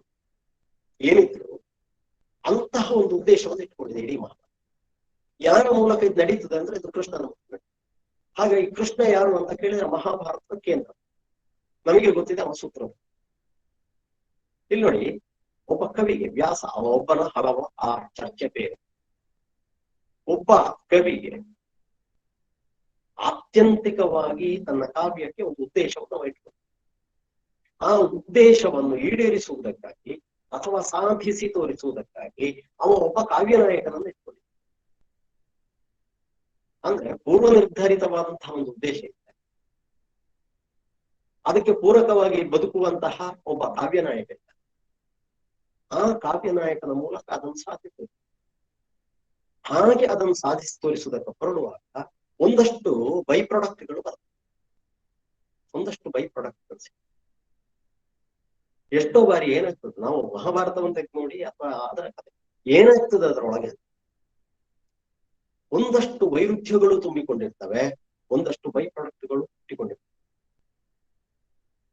ಈ ಜೈನದ ಕಾಲದಲ್ಲಿ ಏನಾಯ್ತಂದ್ರೆ, ಜೈನ ಕಾವ್ಯಗಳಲ್ಲಿ ನಾವು ಕಾಣಬಹುದಾದ ಒಂದು ಸಂಗತಿ, ಅಲ್ಲಿ ಮನುಷ್ಯನ ಮೂಲಭೂತವಾದಂತಹ ಗುಣಗಳನ್ನು ಇಟ್ಟುಕೊಂಡು ಆ ಮನುಷ್ಯನ ಮೂಲಭೂತ ಗುಣಗಳನ್ನು ತಿದ್ದುವಂತಹ ಒಂದು ಪ್ರಕ್ರಿಯೆಯ ಜೊತೆಗೆ ಅದೊಂದು. ಎರಡನೆಯದು, ಅಲ್ಲಿ ಒಂದು ಮುರಿಯುವ ಮತ್ತು ಕಟ್ಟುವ ಕ್ರಿಯೆ. ಒಂದು ಪುರಾಣವನ್ನು ಕಟ್ಟುತ್ತಾ ಮತ್ತೊಂದು ಪುರಾಣವನ್ನು ಮುರಿದು ಕಟ್ಟುತ್ತಾ ಹೋಗುವಂತಹ ಕ್ರಿಯೆ. ಜೊತೆಗೆ ಪಂಪನಂತ ಕೊಡುವುದು. ಪಂಪನಿಗೆ ಒಟ್ಟು ಅವನ ಕಾವ್ಯದ ಮೂಲಕ ಅವನಿಗೆ ಹೇಳಬೇಕು ಅಂತ ಇರುವ ಬಹುಮುಖ್ಯವಾದ ಸಂಗತಿ ಏನಂದ್ರೆ, ಮನುಷ್ಯ ಕೆಟ್ಟವ ಅಲ್ಲ. ಪಂಪನಿಗೆ ಮಾತ್ರ ಅಲ್ಲ, ಎಲ್ಲ ಜೈನ ಕೃತಿಗಳಲ್ಲೂ ಕೂಡ ಕಾಣುವ ಒಂದು ಬಹುಮುಖ್ಯವಾದ ಸಂಗತಿ. ನಾವು ಜೈನ ಧರ್ಮ ಏನು ಅಂತ ಕೇಳಿದ್ರೆ, ಜೀವದಯೇ ಜೈನ ಧರ್ಮಂ. ಜನ ಹೇಳ್ತಾರೆ ಜೀವದಯೇ ಜೈನ ಅಲ್ವಾ? ಸರಿ, ಜೀವದಯೇ ಜೈನ ಧರ್ಮಂ ಎನ್ನುವುದನ್ನು ಹೇಳುವುದಕ್ಕೆ, ಅದನ್ನು ಸಾಧಿಸುವುದಕ್ಕೆ ಆಗಿಯೇ ಆ ಕಡೆಗೆ ಓಡ್ತಾ ಇರುವಂತಹ ಅವರ ಕಾವ್ಯಗಳು ಒಟ್ಟಿಗೆ ಯುದ್ಧ ಸಂಸ್ಕೃತಿಯನ್ನು ಕೂಡ ಕಟ್ಟಿಕೊಂಡಿದ್ದಾರೆ. ಆದರೆ ಅದಕ್ಕಿಂತ ಹೆಚ್ಚಾಗಿ ಅವು ಮನುಷ್ಯ ಸ್ವಭಾವದ ಶ್ರೇಷ್ಠತೆ, ಮನುಷ್ಯನ ಬದುಕಿನ ಶ್ರೇಷ್ಠತೆ ಹೇಳುವುದಕ್ಕೆ ಪ್ರಯತ್ನ. ಈ ಮನುಷ್ಯನ ಜೀವನ ಅಂದ್ರೆ ಅದು ಅತ್ಯಂತ ಶ್ರೇಷ್ಠವಾದದ್ದು ಎನ್ನುವಂತೆ ಶಿವರು ಕೂಡ ಅದನ್ನೇ ಹೇಳಿದ್ದಾರೆ. ನಮ್ಮನ್ನು ನೋಡಿ, ಈ ಭೌತಿಕ ಜಗತ್ತು ಎನ್ನುವುದು ಯಾಕಿದೆ? ದುಭವ ಅಂತ ಹೇಳ್ತಾರೆ. ದುಭವ ಅಂದ್ರೆ ಈ ಬದುಕು. ಜೈನರ ದೃಷ್ಟಿಯಾಗಿರ್ಬೋದು, ವೀರಶೈವರ ದೃಷ್ಟಿಯಾಗಿರ್ಬೋದು, ವೈಷ್ಣವ ದೃಷ್ಟಿಯಾಗಿರ್ಬೋದು, ಎಲ್ಲದರಲ್ಲೂ ಸಾಮ್ಯತೆ ಇದೆ. ನೀವು ಮಹಾಕಾವ್ಯತೆ ಕೊಳ್ಳಿ, ಮಹಾಕಾವ್ಯ ದೃಷ್ಟಿಯಿಂದ ಬನ್ನಿ, ಎಲ್ಲರಲ್ಲೂ ಸಾಮ್ಯತೆ ಇದೆ. ನಮ್ಗೆ ಅಲ್ಲಿ ಒಡೆಯುವುದಕ್ಕೆ ಏನು ಸಿಗುವುದಿಲ್ಲ ಇವರದ್ದು. ನಾನು ಆ ಸಾಮ್ಯತೆಯನ್ನು ಹೇಳೋದಕ್ಕೆ ಪ್ರಯತ್ನ ಮಾಡ್ತಾ ಇದ್ದೆ. ಏನು ಸಾಮ್ಯತೆ ಇದೆ? ಇವರೆಲ್ಲರೂ ಮಾನವ ಧರ್ಮವನ್ನು ಪ್ರತಿಪಾದಿಸ್ತಾರೆ. ಪ್ರತಿಪಾದಿಸುವಂತಹ ರೀತಿ ಬೇರೆ ಬೇರೆ ಆಗಿತ್ತು. ಜೈನರು ಮಾನವ ಧರ್ಮವನ್ನು ಪ್ರತಿಪಾದಿಸುವ ರೀತಿ ಬೇರೆ ಆಗಿರ್ಬೋದು, ಶೈವರು ಬೇರೆ ಆಗಿರ್ಬೋದು, ವೈಷ್ಣವರು ಬೇರೆ ಆಗಿರ್ಬೋದು. ಆತ್ಯಂತಿಕವಾಗಿ ಅವರು ಪ್ರತಿಪಾದಿಸುವುದು ಮನುಷ್ಯ ಧರ್ಮ ಹೊರತು ಶೈವ ಧರ್ಮವನ್ನೋ, ಜೈನ ಧರ್ಮವನ್ನೋ, ವೈಷ್ಣವ ಧರ್ಮವನ್ನೋ ಅಲ್ಲ. ಅದು ನಮಗೆ ಮೇಲ್ನೋಟಕ್ಕೆ ಕಾಣುವಂತಹ ಸಂಗತಿ ಅಷ್ಟೇ. ಅದರ ಆಳದಲ್ಲಿರುವುದು ಮನುಷ್ಯ ಧರ್ಮದ ಪ್ರತಿ. ಎಲ್ಲರೂ ಕೂಡ ಮನುಷ್ಯನ ಶ್ರೇಷ್ಠತೆಯನ್ನು ಒಪ್ಪಿಕೊಂಡವು, ಮನುಷ್ಯ ಜನ್ಮದ ಶ್ರೇಷ್ಠತೆಯನ್ನು ಒಪ್ಪಿಕೊಂಡವು. ನೋಡಿ, ಶೈವರು ಒಂದಷ್ಟು ಪುರಾಣಗಳನ್ನು ಕಟ್ತಾರೆ, ಒಂದಷ್ಟು ಪುರಾಣ. ನೀವು ಹರಿಹರನ ರಗಳೆ ತಗೊಂಡ್ರೆ ಎಲ್ಲ ರಗಳೆಗಳು ಕೂಡ ಪುರಾಣವನ್ನು ಕಟ್ಟುವ, ಪುರಾಣವನ್ನು ನಿರ್ಮಿಸುವ ಕಾವ್ಯಗಳು. ನಾವು ಇವತ್ತಿಗೂ ಕೂಡ ಇಂಥ ಪುರಾಣಗಳನ್ನು ನಿರ್ಮಿಸ್ತೇವೆ, ಸ್ಥಳ ಪುರಾಣಗಳನ್ನು ನಿರ್ಮಿಸ್ತೇವೆ. ಒಂದೊಂದು ಊರಿನ ಹೆಸರನ್ನು ತಗೊಂಡು ಆ ಊರು ಹೇಗೆ ಬಂತು, ಅಡೂರು ಎನ್ನುವುದು ಹೇಗೆ ಬಂತು, ಅದು ಅಡೂರು ಅಲ್ಲ, ಅದು ಉರುಟೂರು. ಉರುಟೂರು ಅಂದ್ರೆ ಏನು, ಆ ಉರುಟೂರು ಅಂದ್ರೆ ಜಗಳ, ಜಗಳ ಅಂದ್ರೆ ಯುದ್ಧ ಅಂತ ಹೇಳಿಕೊಂಡು ಇದರ ಬೆನ್ನು ಬಿದ್ದು ಅದು ಶಿವ ಮತ್ತು ಅರ್ಜುನ ಹೋರಾಡಿದಂತಹ ಜಾಗ ಅಂತ ಪುರಾಣದೊಂದಿಗೆ ನಾವು ಕೊಂಡೋಗಿ ಜೋಡಿಸಲಿಕ್ಕೆ ಪ್ರಯತ್ನ ಮಾಡ್ತೇವೆ. ಯಾಕಂದ್ರೆ ಪುರಾಣ ಅಂತ ಹೇಳುವುದೇ ನಮಗೆ ಬಹಳ ಕುತೂಹಲದ ಸಂಗತಿ. ನೀವು ದೈವಗಳ ಆರಾಧನೆ, ಭೂತಾರಾಧನೆಗೆ ಬಂದ್ರೆ ಅಲ್ಲೆಲ್ಲ ಪುರಾಣಗಳ ನಿರ್ಮಾಣ ಆಗ್ತದೆ. ನಾವು ಕಾಲಕ್ಕೆ ಹೊಂದಿಕೊಂಡ ಹಾಗೆ ಪುರಾಣಗಳನ್ನು ನಿರ್ಮಿಸ್ತಾ ಹೋಗ್ತೇವೆ. ಒಂದು ಆ ಪುರಾಣಗಳನ್ನು ನಮ್ಮ ಮಾರ್ಗ ಪುರಾಣಗಳೊಂದಿಗೆ ತಳುಕು ಹಾಕ್ತೇವೆ, ಅಥವಾ ಹೊಸ ಪುರಾಣಗಳನ್ನು ಸ್ಥಳೀಯವಾಗಿ ನಿರ್ಮಿಸ್ತೇವೆ. ಏನಾಗಿದೆ, ಒಬ್ಬೊಬ್ಬ ವೀರಶೈವ, ಅವರನ್ನು ವಚನಕಾರ ಅಂತ ಕರಿಬೇಕಾ ಏನೋ ಗೊತ್ತಿಲ್ಲ, ಒಬ್ಬೊಬ್ಬ ಮಹಾತ್ಮನ ಹೆಸರಲ್ಲೂ ಕೂಡ ಪುರಾಣಗಳನ್ನು ಕಟ್ಟುವಂತಹ ಪ್ರಯತ್ನಗಳು ಅದು ಜೈನರಲ್ಲೂ ನಡೆದಿದ್ದಾವೆ. ಜೈನರಲ್ಲೂ ಕೂಡ ಆ ಪುರಾಣಗಳನ್ನು, ತೀರ್ಥಂಕರರ ಪುರಾಣಗಳನ್ನು ಕಟ್ಟುವಂತಹ ಕ್ರಿಯೆ ಇದೆ. ಶೈವರಲ್ಲಿಗೆ ಬಂದ್ರೆ ಶೈವರಲ್ಲೂ ಪುರಾಣಗಳನ್ನು ಕಟ್ಟುವಂತಹ ಕ್ರಿಯೆ ಇದೆ. ನಾನಾಗ ಆತ್ಯಂತಿಕವಾದ ಒಂದು ಉದ್ದೇಶ ಅಂತ ಹೇಳ್ತೀನಿ. ಅಂತಹ ಉದ್ದೇಶಗಳಿವೆ. ಈಗ ಜನನಿಗೆ ಜೀವದಯೆ ಜೈನ ಧರ್ಮಂ ಎನ್ನುವುದನ್ನು ಪ್ರತಿಪಾದಿಸುವುದು ಜನ್ನನ ಯಶೋಧರ ಚರಿತೆಯ ಬಹುಮುಖ್ಯವಾದ ಉದ್ದೇಶ, ಬಹುಮುಖ್ಯವಾದ ಉದ್ದೇಶ. ಆದ್ರೆ ಅದರ ನಡುವೆ ಅವ ಬೇರೆ ಒಂದಷ್ಟು ಸಂಗತಿಗಳನ್ನು ಕಾಮಕ್ಕೆ ಸಂಬಂಧಪಟ್ಟದಂತ ಹೇಳ್ತಾರೆ, ವಿಧಿಗೆ ಸಂಬಂಧಪಟ್ಟದಂತ ಹೇಳ್ತಾರೆ. ಬೆಂದ ವಿಧಿಗೆ ಕಣ್ಣಿಲ್ಲ ಕುಂ ಅಂತ ಹೇಳ್ತಾರೆ. ಹಾಗೆಯೇ ಒಮ್ಮ ಮೇಲೆ ಸುನಲ್ಲರ ಮೈಯುಳ್ಳ ಅಂತ ಹೇಳ್ತಾನೆ. ಬೇರೆ ಹಲವು ವಿಚಾರಗಳು ಅದರೊಂದಿಗೆ ಚರ್ಚಿತವಾಗ್ತದೆ.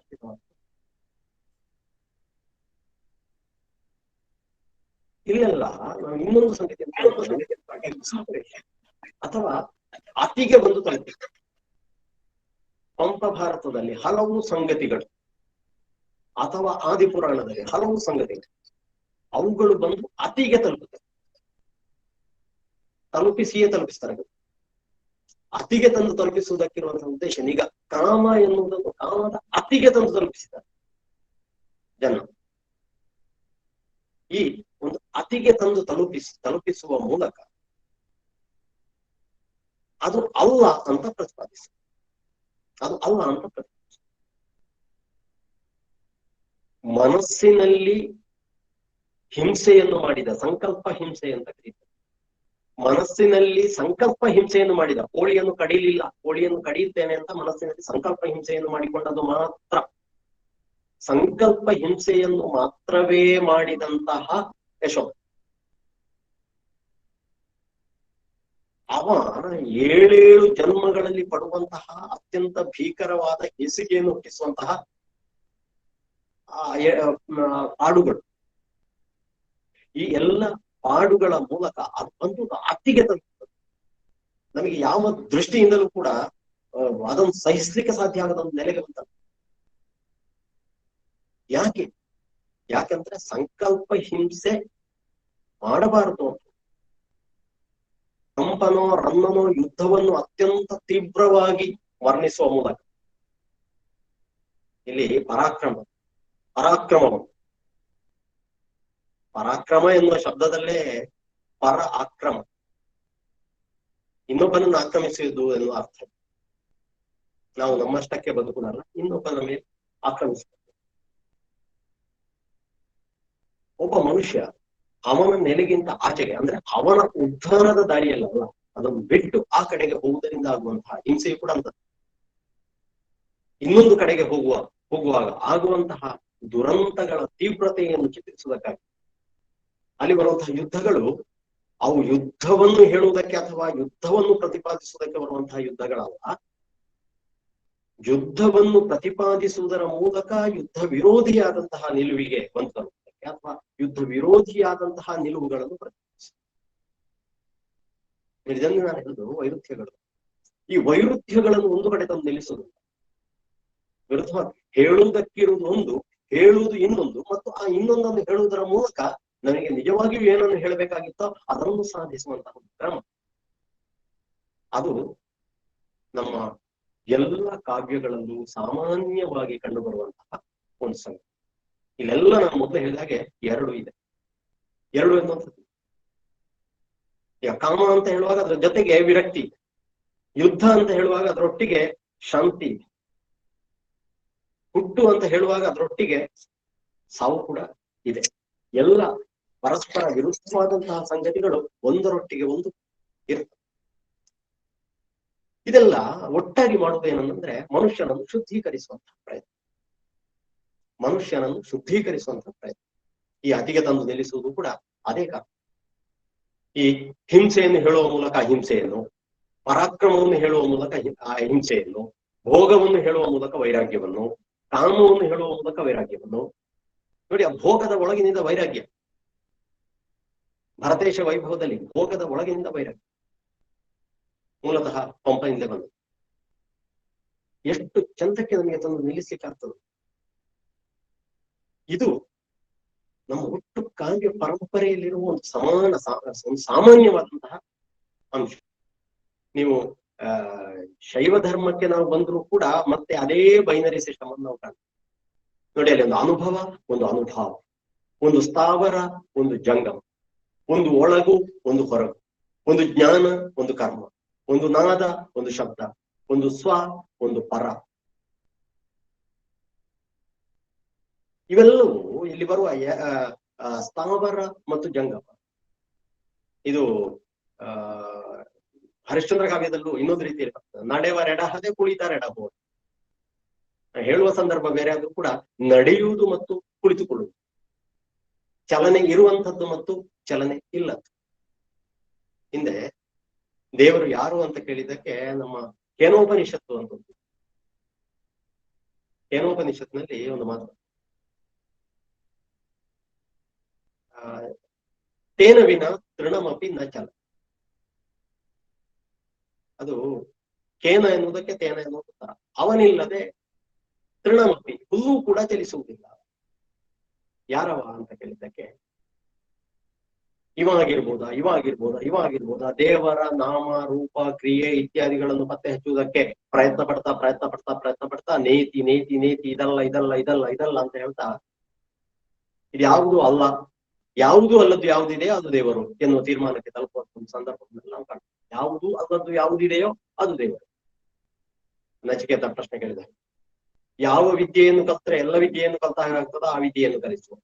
ಯಮನಲ್ಲಿ ಕೇಳ, ಯಾವ ವಿದ್ಯೆಯನ್ನು ಕಲ್ತ್ರೆ ಎಲ್ಲ ವಿದ್ಯೆಯನ್ನು ಕಲ್ತ ಹಾಗಾಗ್ತದ, ಆ ವಿದ್ಯೆಯನ್ನು ಯಾವುದು ಅಲ್ಲದ್ದು ಯಾವುದಿದೆಯೋ ಅದು ಎನ್ನುವ, ಅಥವಾ ಸೊನ್ನೆಯಿಂದ ಸೊನ್ನೆಯನ್ನು ತೆಗೆದ್ರೆ ಸೊನ್ನೆಯೇ ಉಳಿಯುತ್ತದೆ, ಪೂರ್ಣಮದ ಪೂರ್ಣವಿದಂ ಎನ್ನುವ ರೀತಿಯ ತೀವ್ರ ತಾತ್ವಿಕವಾದ ಸಂಗತಿಗಳೇ ಮತ್ತೆ ಶೈವ ಧರ್ಮದಲ್ಲೂ ಕೂಡ ಮರುಕಳಿಸ್ತಾರೆ, ಅಥವಾ ಶೈವ ಸಾಹಿತ್ಯದಲ್ಲೂ ಕೂಡ ಮರುಕಳಿಸ್ತಾರೆ. ನೋಡಿ, ಸತ್ಯ ಎನ್ನುವುದು ಪರಿಕಲ್ಪನೆಯನ್ನು ಇಟ್ಕೊಂಡು ಇಡೀ ಹರಿಶ್ಚಂದ್ರನ ಕತೆ ಏನನ್ನು ಪ್ರತಿಪಾದಿಸ್ತದೆ?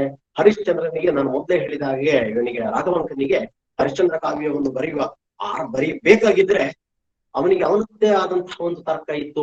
ಸತ್ಯವೆಂಬುದೇ ಹರನೆಂಬುದೇ ಸತ್ಯ ಎರಡಿಲ್ಲ. ದೇವರು ಅಂದ್ರೆ ಸತ್ಯ, ಸತ್ಯ ಅಂದ್ರೆ ದೇವರು ಎರಡಿಲ್ಲ. ಸತ್ಯ ಅಂದ್ರೆ ನಾವು ಇವತ್ತು ಸಂಕಲ್ಪಿಸುವ ನಾನು ಸತ್ಯವನ್ನೇ ಹೇಳುತ್ತೇನೆ ಅಂತ ಹೇಳುವಾಗ ಬಳಸುವಂತಹ ಸತ್ಯ ಅಲ್ಲ. ನಮ್ದು ಸತ್ಯ ಬಹಳ ಸರಳ, ಯಾವುದು ಸುಳ್ಳಲ್ಲೋ ಅದು ಸತ್ಯ. ಆದ್ರೆ ಅಲ್ಲಿ ಸತ್ಯ ಎನ್ನುವುದಕ್ಕಿರುವುದು ಸುಳ್ಳಲ್ಲದ್ದು ಎನ್ನುವುದಲ್ಲ. ನಮಗೆ ಅಲ್ಲಿ ಇಡೀ ಸತ್ಯದ ಪ್ರತಿಪಾದನೆ ಹೇಗೆ ನಡೀತದೆ ಅಂತ ನೀವು ಹರಿಶ್ಚಂದ್ರ ಕಾವ್ಯದೊಳಗೆ ಹುಡುಕ್ತಾ ಹೋಗಿ ಅಲ್ಲಿ ಹರಿಶ್ಚಂದ್ರ ಸುಳ್ಳು ಹೇಳ್ತಾನ, ಎಲ್ಲಿ ಸುಳ್ಳು ಹೇಳ್ತಾನೆ ಅಂತ ಹುಡುಕಿಕೊಂಡು ಹೋದ್ರೆ ನಡೆಯುವುದಿಲ್ಲ. ಅಲ್ಲಿ ಸತ್ಯ ಅಂತ ಹೇಳು, ಅದು ಬದುಕಿನ ಆತ್ಯಂತಿಕವಾದಂತಹ ಒಂದು ಗುರಿ. ಇಡೀ ಹರಿಶ್ಚಂದ್ರ ಕಾವ್ಯದಲ್ಲಿ ಸತ್ಯದ ಪ್ರತಿಪಾದನೆ ಆಗ್ತದ? ಇಲ್ಲ, ಸತ್ಯದ ಪ್ರತಿಪಾದನೆಗಿಂತ ಹೆಚ್ಚು ಗಟ್ಟಿಯಾಗಿ ಅಲ್ಲಿ ಬೇರೆ ಎರಡು ಸಂಗತಿಗಳ ಪ್ರತಿಪಾದನೆ ಆಗ್ತದೆ. ಹರಿಶ್ಚಂದ್ರ ಕಾವ್ಯದಲ್ಲಿ ಸತ್ಯಕ್ಕಿಂತ ಹೆಚ್ಚು ಅಲ್ಲಿ ಪ್ರತಿಪಾದನೆ ಆಗುವ ಬೇರೆ ಎರಡು ಸಂಗತಿಗಳು. ನಾನು ಆರಂಭದಲ್ಲಿ ಹೇಳಿದಲ್ಲ, ಒಂದು ವ್ಯಕ್ತಿತ್ವವನ್ನು, ಮನುಷ್ಯನನ್ನು ಶುದ್ಧೀಕರಿಸುವುದು, ವ್ಯಕ್ತಿತ್ವವನ್ನು ಉನ್ನತಿಗೇರಿಸುವುದು ಆತ್ಯಂತಿಕವಾದ ಉದ್ದೇಶ ಅದು. ಅಲ್ಲಿ ಅದೇ ನಡೀತು. ಅಲ್ಲಿಯ ಬಹುಮುಖ್ಯವಾದ ಭಾಗಗಳನ್ನು ತೆಗೆದು ನೋಡಿ. ಒಂದು ಕಡೆಯಲ್ಲಿ ಹರಿಶ್ಚಂದ್ರ ರಾಜ್ಯದಾನ ಮಾಡ್ತಾನೆ, ಮತ್ತೊಂದು ಕಡೆಯಲ್ಲಿ ಅವ ಸ್ಮಶಾನ ಕಾಯ್ತಾನೆ, ಇತ್ಯಾದಿ ಇತ್ಯಾದಿಗಳು. ಈ ಮೂಲಕ ಅವ ಶುದ್ಧೀಕರಿಸಲ್ಪಡ್ತಾನೆ. ಯಾವ ದೃಷ್ಟಿಯಿಂದ? ಸತ್ಯದ ದೃಷ್ಟಿಯಿಂದಲ್ಲ. ಸತ್ಯ ಎನ್ನುವುದು ಬಹುಶಃ ಎಲ್ಲವನ್ನು ಒಳಗೊಂಡಂತಹ ಒಂದು ದೊಡ್ಡ ಕಾನ್ಸೆಪ್ಟ್. ಅಲ್ಲಿ ನಮಗೆ ಕಾಣುವುದು ಒಂದು, ತಾನು ರಾಜ ಎನ್ನುವಂತಹ, ತಾನು ಕ್ಷತ್ರಿಯ ಕುಲದಲ್ಲಿ ಹುಟ್ಟಿದವ ಎನ್ನುವಂತಹ, ತಾನು ಶ್ರೇಷ್ಠ ಎನ್ನುವಂತಹ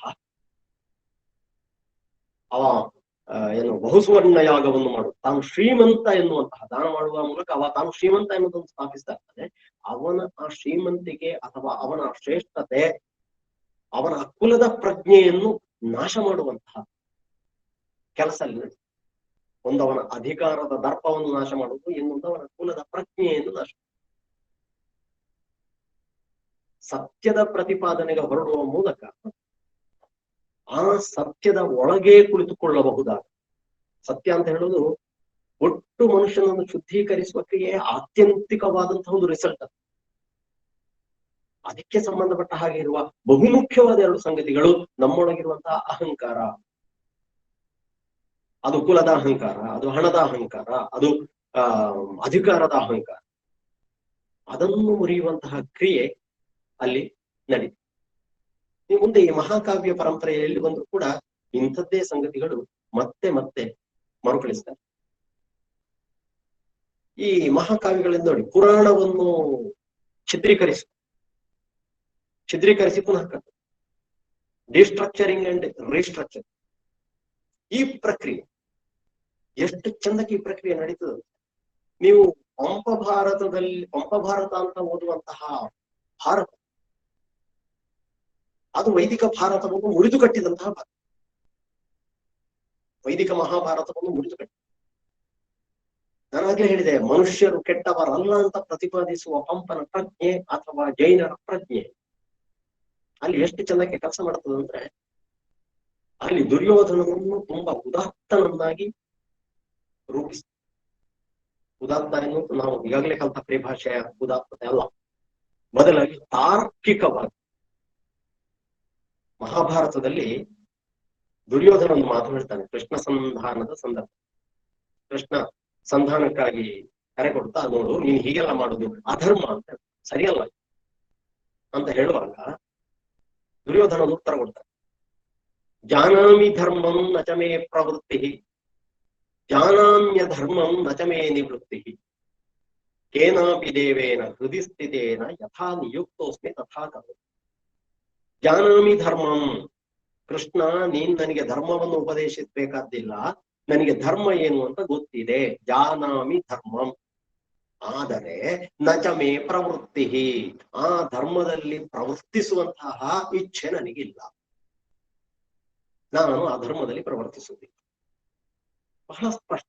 ಕೃಷ್ಣ ಹೇಳಿದ್ದನ್ನೆಲ್ಲವನ್ನು ಕೇಳಿಸಿಕೊಂಡು ಕೃಷ್ಣನಿಗೆ ಕೊಡುವಂತ ಉತ್ತರ.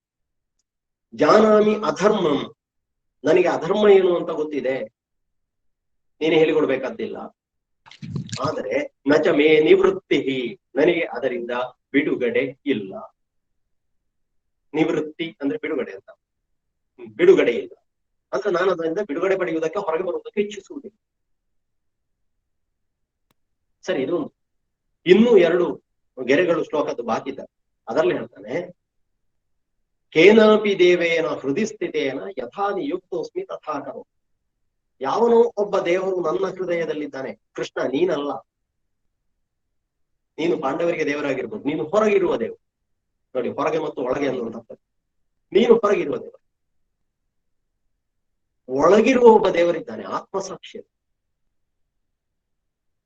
ಕೇನಾಪಿ ದೇವೇನ ಹೃದಯ ಸ್ಥಿತೇನ, ನನ್ನ ಹೃದಯದಲ್ಲಿ ಸ್ಥಿತನಾಗಿರುವ ಯಾವನೋ ಒಬ್ಬ ದೇವರು, ಅವನು ಯಥಾ ನಿಯುಕ್ತ, ಅವನು ಹೇಗೆ ನನ್ನನ್ನು ನಿಯೋಜಿಸುತ್ತಾನೋ ತಥಾ ಕರೋಮಿ, ಹಾಗೆ. ಆದ್ರೆ ಅಲ್ಲಿಯ ದುರ್ಯೋಧನ ಹಾಗೆ ಮಾತನಾಡಿದ್ರು ಕೊನೆಗೆ ಬಂದು ತಲುಪುವುದು ಎಲ್ಲಿ ಅಂದ್ರೆ, ದುರ್ಯೋಧನ ಕೃಷ್ಣನ ಮಹಾಭಕ್ತನಾಗಿದ್ದಾನೆ. ಅಂದ್ರೆ ಒಟ್ಟು ಮಹಾಭಾರತದ ಕಥೆಯೇ ಕೃಷ್ಣ ಭಕ್ತಿಯ. ಎಲ್ಲ ಕೃಷ್ಣನ ಪರವಾಗಿದ್ದವರು, ಕೃಷ್ಣನ ವಿರೋಧವಾಗಿದ್ದವರು ಕೂಡ ಎಲ್ಲರೂ ಕೃಷ್ಣ ಭಕ್ತರಾಗಿರ್ತಾರೆ.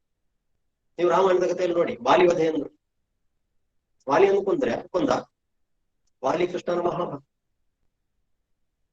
ಅಂದ್ರೆ ಈ ರೀತಿಯಲ್ಲಿ ಅದು ಕುಮಾರವ್ಯಾಸ ಭಾರತದಲ್ಲೂ ಕೂಡ ಹೆಚ್ಚು ಕಡಿಮೆ ಎಲ್ಲವಂತಂದು ತಿಳಿಯ ಹೇಳುವೆ ಕೃಷ್ಣ ಕಥೆಯನ್ನು ಅಂತ ಹೇಳುವ ಮೂಲಕ ಎಲ್ಲವನ್ನೂ ತಂದು ಅಂತಹ ಆ ಕೃಷ್ಣ ಭಕ್ತಿಯ ಒಂದು ಏಕಸೂತ್ರತೆಗೆ ತಂದು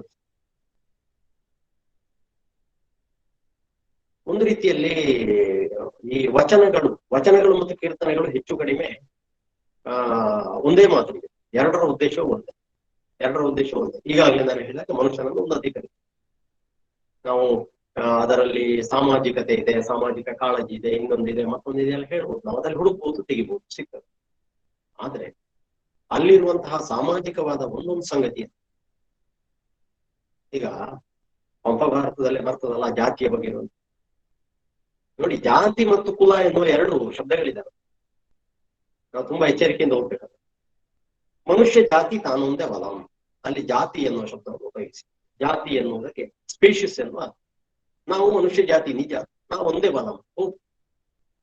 ಎರಡು ಮಾತೇ ಇಲ್ಲ. ಯಾಕಂದ್ರೆ ಮಂಗಗಳ ಜಾತಿ, ಮನುಷ್ಯನ ಜಾತಿ, ಒಂದೊಂದು ಪ್ರಾಣಿ ಒಂದೊಂದು ಜಾತಿ ಹುಟ್ಟಿಯಿಂದ ಬಂದದ್ದು. ನಮ್ಮ ಸ್ಪೀಷಿಸ್ ಎನ್ನುವುದು ಅದು ಮನುಷ್ಯ ಜಾತಿ, ಹ್ಯೂಮನ್ ಬೀಯಿಂಗ್ಸ್. ಬೆಕ್ಕಿನ ಜಾತಿ ಬೇರೆ, ನಾಯಿಯ ಜಾತಿ ಬೇರೆ, ಜಾತಿ ಮನುಷ್ಯ ಜಾತಿ ತಾನು ಒಂದೇ, ಇದರಲ್ಲಿ ಭೇದ ಇಲ್ಲ ಅಂತ. ಆಮೇಲೆ ನಾವು ಇವತ್ತು ಹೇಳುವ ಜಾತಿ ಉಂಟಲ್ಲ, ಆ ಜಾತಿಯ ಸಂದರ್ಭಕ್ಕೆ ಬರುವಾಗ ಅವನ ಜಾತಿ ಅನ್ನೋ ಶಬ್ದವನ್ನು ಬಳಸುವುದಿಲ್ಲ. ಕುಲಂ ಕುಲಂ ಮತ್ತು ಚಲಂ ಕುಲಂ, ಗುಣಂ ಕುಲಂ, ಅಣು ಕುಲಂ, ಅಭಿಮಾನಂ ಕುಲಂ ಅಂತ ಹೇಳಿಬಿಟ್ಟು ಕುಲವನ್ನು ಸ್ವಭಾವದ ದೃಷ್ಟಿಯಿಂದ ನೋಡುವಂತಹ ಮಟ್ಟಕ್ಕೆ ಬರ್ತದೆ. ನೀವು ಶೈವರ ಈ ವಚನಗಳ ಕಾಲಕ್ಕೆ, ವಚನ ಸಾಹಿತ್ಯವ ಎನ್ನುವುದು ದೊಡ್ಡ ಅಂಶ. ಯಾರು ವಚನಗಳನ್ನು ಸಾಹಿತ್ಯ ಅಂತ ಹಿಂದಿನ ಕವಿಗಳು, ಕುಮಾರವ್ಯಾಸನ ಆ ಕಾಲದಲ್ಲಿ ಬಂದ ಯಾರು ತನ್ನು ಎಲ್ಲ ಕವಿಗಳನ್ನು ಜ್ಞಾಪಿಸುವಾಗ ಇವರನ್ನು ಜ್ಞಾಪಿಸಿದ್ದಿಲ್ಲ. ಯಾಕಂದ್ರೆ ಅದು ವಚನ ಆ ಕಾಲ, ಇವತ್ತಿಗದು ವಚನ. ಈ ಮಹಾಕಾವ್ಯಗಳ ಮಧ್ಯೆ ವಚನಕ್ಕಾಗ್ಲಿ ಕೀರ್ತನೆಗಾಗ್ಲಿ ಅಂತಹ ಒಂದು ದೊಡ್ಡ ಸಾಹಿತ್ಯದ ಪಟ್ಟ ಇದ್ದಿರ್ಲಿಲ್ಲ. ಆದ್ರೆ ಅವೆರಡರ ಉದ್ದೇಶವೂ ಕೂಡ ಒಂದು, ಅವೆರಡೂ ಕೂಡ ಒಂದು ಕೃಷ್ಣ ಭಕ್ತಿಯನ್ನು, ಇನ್ನೊಂದು ಶಿವಭಕ್ತಿಯ ಪ್ರತಿಪಾದಿಸುವುದಕ್ಕಾಗಿ ಹುಟ್ಟಿಕೊಂಡವು. ಮನುಷ್ಯ ತಾನಿರುವ ಈ ಮಟ್ಟದಿಂದ ಹೇಗೆ ತಾನು ಬೆಳೆಯಬಹುದು ಎನ್ನುವುದನ್ನು, ಯಾವುದರ ಕಡೆಗೆ ಎಲ್ಲವೂ ಅಂತಿಮವಾಗಿ ಹೋಗುವುದು ಮುಕ್ತಿ, ಮೋಕ್ಷದ ಕಡೆಗೆ ತೆಗೆದುಕೊಂಡು ಹೋಗುವಂತಹ ಮಾರ್ಗಗಳಾಗಿ ಇವು ಹುಟ್ಟಿ ಬಂದ. ಅವೆಲ್ಲವೂ ಕೂಡ ಅದಕ್ಕೆ ಅವರವರಿಗೆ ಬೇಕಾದ ಹಾಗೆ ನೋಡಿ. ವೈದ್ಯಲ್ಲಿ ಉಂಟಂದ್ರೆ ಕೆಲವು ಕಡೆಯಲ್ಲಿ, ಈಗ ಸೋಮನಾಥ ಚಾರಿತ್ರ್ಯವನ್ನು ತಗೊಂಡ್ರೆ, ಸೋಮನಾಥ ಚಾರಿತ್ರ್ಯದಲ್ಲಿ ಸೋಮನಾಥನನ್ನು ದಯಾಳು ಮೂರ್ತಿ ಅಂತ ಕರೆದ. ದಯಾಳು ಮೂರ್ತಿ ಅಂತ ಸೋಮನಾಥನು ಶಿವನನ್ನು ಕರೆದಂತಹ ಕವಿ ಇಡೀ ಕಾವ್ಯದಲ್ಲಿ ಒಂದಿಷ್ಟು ದಯೆ ಇಲ್ಲದೆ ಜೈನ ಮತವನ್ನು ನಿರ್ದಾಕ್ಷಿಣ್ಯವಾಗಿ ನಾಶ ಮಾಡಿದ ಕಥೆಯನ್ನೇ ಒಂದು ಉದಾಹರಣೆ ಮಾತ್ರ ಹೇಳ್ತಾ ಇದ್ರು ಕಥೆಯನ್ನು. ಇಲ್ಲಿ ಏನಾಗ್ತದೆ, ಈ ಜೈನ ಮತ್ತು ವೈಷ್ಣವ ಮತ್ತು ಶೈವ ಎರಡು ಕಡೆ ಇವರು ಏಕದೇವೋಪಾಸನೆಯನ್ನು ಹೇಳ್ತಾರೆ. ಏಕದೇವೋಪಾಸನೆಯನ್ನು ಒಂದು ಕಡೆಯಲ್ಲಿ ಸಮಾನತೆಯನ್ನು ಹೇಳ್ತಾರೆ, ಭೇದ ಭಾವವನ್ನು ಇಲ್ಲವಾಗಿಸ್ಬೇಕು ಅನ್ನೋದು ಹೇಳ್ತಾರೆ. ಮತ್ತೊಂದು ಕಡೆಯಲ್ಲಿ ಶಿವನೇ ದೇವರು ಅಂತ ಹೇಳ್ತಾರೆ, ಶಿವನನ್ನೇ ಸ್ಥಾಪಿಸುವುದಕ್ಕೆ ಅಥವಾ ಕೃಷ್ಣನನ್ನೇ ಸ್ಥಾಪಿಸುವುದಕ್ಕೆ ಪ್ರಯತ್ನ. ಅನ್ಯ ದೈವಗಳನ್ನು ನಿರಾಕರಿಸುವ ಮತ್ತು ಎಲ್ಲವೂ ಸಮಾನ ಅಂತ ಹೇಳುವ ಈ ಎರಡೂ ನಿಲುವುಗಳು ಜೊತೆ ಜೊತೆಯಾಗಿ ಅವರಲ್ಲಿ ಇಬ್ಬರಲ್ಲೂ ಕೂಡ ಇರುವುದನ್ನು ನಾವು ಕಾಣೋದಕ್ಕೆ ಸಾಧ್ಯ. ಏನಾಗ್ತದಂದ್ರೆ, ನಾನು ಬಹುಶಃ ಹೆಚ್ಚು ಇದನ್ನು ಎಳೆದುಕೊಂಡು ಹೋದ್ರೆ ಸಮಯ ಉಳಿಯುವುದಿಲ್ಲ ಮುಂದೆ ಹೋಗುವುದಕ್ಕೆ. ಈಗ ಇದರೊಟ್ಟಿಗೆ ಹಳೆಯ ಕವಿಗಳನ್ನು ಬೇರೆ ಬೇರೆ ನೋಡಿ, ಆ ಬೈನರಿ ಎನ್ನುವ ಒಂದು ಸಿಸ್ಟಮ್ ಅನ್ನು ನಿರಾಕರಿಸುವ ಒಂದು ಪ್ರಯತ್ನವನ್ನು ಕೂಡ ಕುಮಾರವ್ಯಾಸ ಮಾಡಿದ್ದಾರೆ.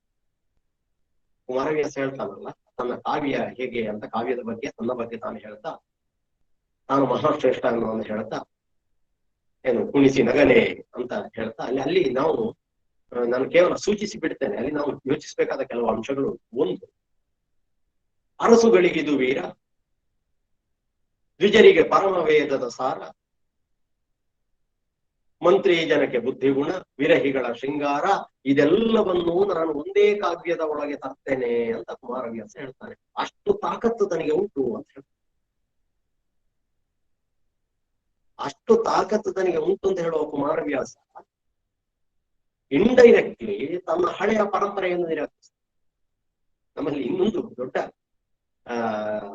ತಮಾಷೆಯ ವಿಷಯ ಅಂದ್ರೆ, ಪ್ರತಿಯೊಬ್ಬ ಕವಿಯೂ ಕೂಡ ತನ್ನ ಹಿಂದಿನ ಪರಂಪರೆಯನ್ನು ನಿರಾಕರಿಸಿಯೇ ಬಂದ. ನಾವು ಹೇಗೆ ದೂರಕ್ಕೆ ಹಾರಬೇಕಾದ್ರೆ ನಿಂತ ನೆಲವನ್ನು ಮೆಟ್ಟುತ್ತೇವ, ಹಾಗೆ ಮೆಟ್ಟಿ ಈಚೆಗೆ ಬಂದವ. ಎಲ್ಲಿವರೆಗೆ? ಗೋಪಾಲಕೃಷ್ಣ ಅಡಿಗರವರೆಗೂ ಕೂಡ ಅಡಿಗರು ಹೇಳ್ತಾರೆ, ಏನು ಅನ್ಯರೊರೆದುದಾನೆ ಬರೆದುದಾನೆ ಬರೆದು ಭಿನ್ನಗಾಗಿದೆ ಮನು, ನನ್ನೊಳಗನೇ ತೆರೆದು ಬಣ್ಣ ಬಣ್ಣದಲ್ಲಿ ಬರೆಯುವ ಬಣ್ಣದಿಗೆ ಬರುವನಕ ನನ್ನ ಬಾಡಿ ಬರ. ಪ್ರತಿಯೊಬ್ಬನಿಗಿಂತ ಒಂದು ಸ್ವಪಚತೆ, ನನ್ನದೇ ಆದದ್ದನ್ನು ನಾವು ಕೊಡಬೇಕು. ಆದ್ರೆ ಏನ್ ಮಾಡುದು? ಪರಂಪರೆ ಎನ್ನುವಂತಹ ಅಥವಾ ನಮ್ಮ ಹಿಂದಿನ ಬಂದ ಒಂದು ಸಂಕಲ್ಪ ಇದೆ, ಅದನ್ನು ಮೀರುವುದಕ್ಕಾಗುತ್ತೆ. ಒಂದಲ್ಲ ಒಂದು ದೃಷ್ಟಿಯಲ್ಲಿ ನಾವು ಹಳಬರ ಜೋಳಿಗೆಯ ಒಳಗೆ ಕುಳಿತೇ ಮಾತನಾಡಬೇಕಾದಂತಹ ಪರಿಸ್ಥಿತಿ ಪ್ರತಿಯೊಬ್ಬ ಕವಿಗೂ ಕನ್ನಡದಲ್ಲಿ ಬಂದ. ಕನ್ನಡದಲ್ಲಿ ಅಂತಲ್ಲ, ಎಲ್ಲ ಕಡೆ ಹೇಳುವುದನ್ನು ನಿಚ್ಚಂಪಸತು ಅಂತ ಹೇಳುವ ಹಾಗೆ ಹೊಸತಾಗಿ ಕಾಣುವಂತೆ ಹೇಳಬಹುದೇ ಹೊರತು ಪೂರ್ತಿ ಹೊಸದು ಮಾಡಿ ಹೇಳಲಿಕ್ಕೆ ಆಗುದಿಲ್ಲ. ಜೈನರು ಹೇಳಿದ ಅದೇ ತತ್ವವನ್ನು ವೀರಶೈವರು ಹೇಳಿದ್ರು. ಹೇಳುವಾಗ ಸ್ವಲ್ಪ ಹೇಳುವ ಕ್ರಮದಲ್ಲಿ ವ್ಯತ್ಯಾಸ ಅಷ್ಟೇ. ಅದನ್ನೇ ವೈಷ್ಣವರು ಹೇಳಿದ್ರು. ತನಗಿಂತ ಹಿಂದಿನವರು ಇಡೀ ಕಾವ್ಯ ಪ್ರತಿಭೆಯನ್ನು ಅಥವಾ ಕಾವ್ಯ ಎನ್ನುವ ಸಂಕಲ್ಪವನ್ನು ಎರಡಾಗಿ ಹೊಡೆದಿದ್ದಾರೆ, ಒಂದು ಲೌಕಿಕ, ಒಂದು ಆಗಮಿಕ. ಯಾಕೆ ಅಂದ್ರೆ ಅವರಿಗೆ ಲೌಕಿಕವನ್ನು ಆಗಮಿಕವನ್ನು ಒಂದೇ ಕಡೆಯಲ್ಲಿ ಹೇಳಲಿಕ್ಕೆ ಸಾಧ್ಯವಾಗದ ಕಾರಣ. ಲೌಕಿಕವನ್ನು ಆಗಮಿಕವನ್ನು ಜತೆಯಾಗಿ ಹೇಳಲಿಕ್ಕೆ ಅವರಿಗೆ ಒಂದೇ ಕಾವ್ಯದಲ್ಲಿ ಹೇಳಲಿಕ್ಕೆ ಸಾಧ್ಯವಾಗದ ಕಾರಣ ಒಡೆದಿದ್ದಾರೆ. ತಾನು ಹಾಗಲ್ಲ, ತಾನು ಲೌಕಿಕವನ್ನು ಆಗಮಿಕವನ್ನು ಎರಡನ್ನೂ ಕೂಡ ಒಂದೇ ಕಾವ್ಯದಲ್ಲಿ ಹೇಳುವುದಕ್ಕೆ ಸಮರ್ಥ ಎನ್ನುವುದನ್ನು ಕುಮಾರವ್ಯಾಸ ಪ್ರತಿಪಾದಿಸ್ತಾರೆ. ಇದನ್ನೇ ನಮ್ಮ ವಚನಕಾರರಾಗ್ಲಿ ಕೀರ್ತನಕಾರರಾಗ್ಲಿ ಇವರು ಇದನ್ನು ಹಲವಾಗಿ ಹೇಳುವುದಕ್ಕೆ ಪ್ರಯತ್ನ. ಒಂದೊಂದು ವಚನವು, ಒಂದೊಂದು ಕೀರ್ತನೆಯು ಆ ಒಟ್ಟು ವ್ಯಕ್ತಿತ್ವದ, ಅದನ್ನು ಬರೆದವರು ಯಾರಿದ್ದಾರೆ ಆ ಒಟ್ಟು ವ್ಯಕ್ತಿತ್ವದ ಒಂದೊಂದು ತುಂಡುಗಳಾಗಿ ಅಲ್ಲಿ ಬಹುದು. ಬಸವಣ್ಣ ಯಾರು ಅಂತ ಕೇಳಿದ್ರೆ ಬಸವಣ್ಣನ ಒಟ್ಟು ವಚನಗಳನ್ನು ಸೇರಿಸ್ಬೇಕು ನಾವು, ಬಸವಣ್ಣನ ವ್ಯಕ್ತಿತ್ವವನ್ನು ಕಂಡು. ಪಂಪ ಯಾರು ಅಂತ ಕೇಳಿದ್ರೆ ಪಂಪನ ಎರಡು ಕೃತಿಗಳನ್ನು, ಲೌಕಿಕ ಮತ್ತು ಆಗಮಿಕ ಅಂತ ಹೊಡೆದಾಕಿದ ಎರಡು ಕೃತಿಗಳನ್ನು ಸೇರಿಸ್ಬೇಕು ನಾವು, ಪಂಪ ಯಾರು ಅಂತ. ಕುಮಾರವ್ಯಾಸ ಯಾರು ಅಂತ ಕೇಳಿದ್ರೆ ಕುಮಾರವ್ಯಾಸನನ್ನು ವಿವರಿಸುವುದಕ್ಕೆ ಒಂದೇ ಕೃತಿಯನ್ನು ಇಟ್ಕೊಳ್ಬೇಕು. ಕುಮಾರವ್ಯಾಸನೇ ಹೇಳಿದ್ದನು, ಎಲ್ಲವನ್ನು ಅರಸುಗಳಿಗೆ ವೀರವು ಇದರಲ್ಲಿ ಉಂಟು, ದ್ವಿಜರಿಗೆ ಪರಮ ವೇದದ ಸಾರವು ಉಂಟು, ಮಂತ್ರಿ ಜನಕ್ಕೆ ಬುದ್ಧಿಗುಣವು ಉಂಟು, ವಿರಹಿಗಳ ಶೃಂಗಾರವು ಉಂಟು, ಎಲ್ಲ ಉಂಟು ಎಲ್ಲ ಉಂಟು ಎಲ್ಲ ಉಂಟು ಅಂತ ಹೇಳ್ತಾ ಬಂದಿದ್ದು. ನಾವು ಇದನ್ನೆಲ್ಲ ಅಲ್ಲಿ ಇಟ್ಟುಕೊಂಡು ಅಲ್ಲಿಂದ ನೇರ ನಾವು ಆಧುನಿಕ ಕಾಲಕ್ಕೆ ಬರುವುದಾಗಿದ್ರೆ, ಆಧುನಿಕ ಕಾವ್ಯ ಅಲ್ಲಿ ಬಂದ ಕೆಲವು ಮಹಾಕಾವ್ಯಗಳನ್ನು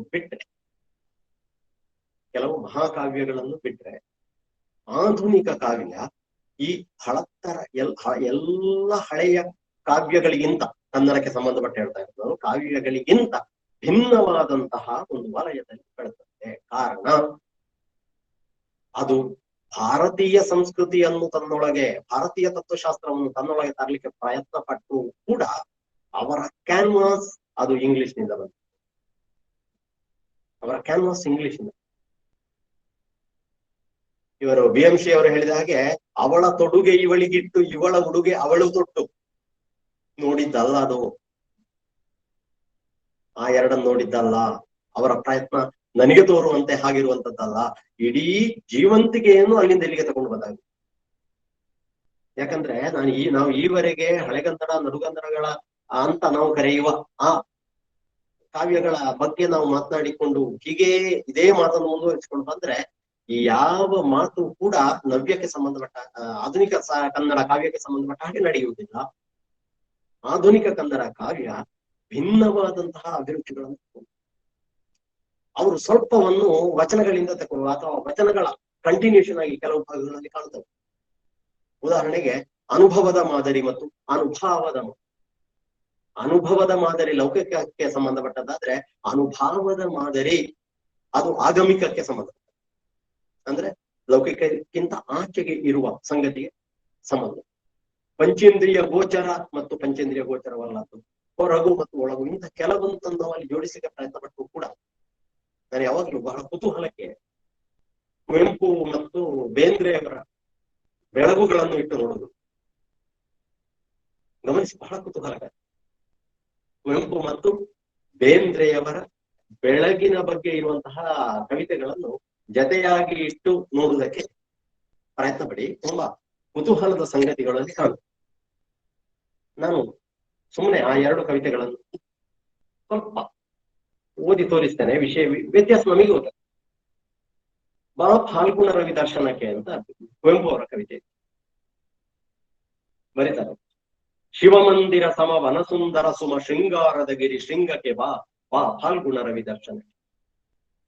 ಕುಂಕುಮ ಧೂಳಿಯ ದಿಕ್ಕಟ ವೇದಿಯೊಳೋಕುಳಿಯಲಿ ಮಿಂದೇಳುವನು, ಕೋಟಿ ವಿಹಂಗಮ ಮಂಗಳ ರವರಸ ನೈವೇದ್ಯಕ್ಕೆ ಮುದ ತಾಳುವನು, ಚಿನ್ನದ ಚೆಂಡೆನೆ ಮೂಡುವನು, ಹೊನ್ನನೆ ಹೊಯನೀರ್ ನೀಡುವನು, ಸೃಷ್ಟಿಯ ಹೃದಯಕ್ಕೆ ಪ್ರಾಣಾಗ್ನಿಯ ಹೊಳೆ ಹರಿಯಿಸಿ ರವಿದಯ ಮಾಡುವನು.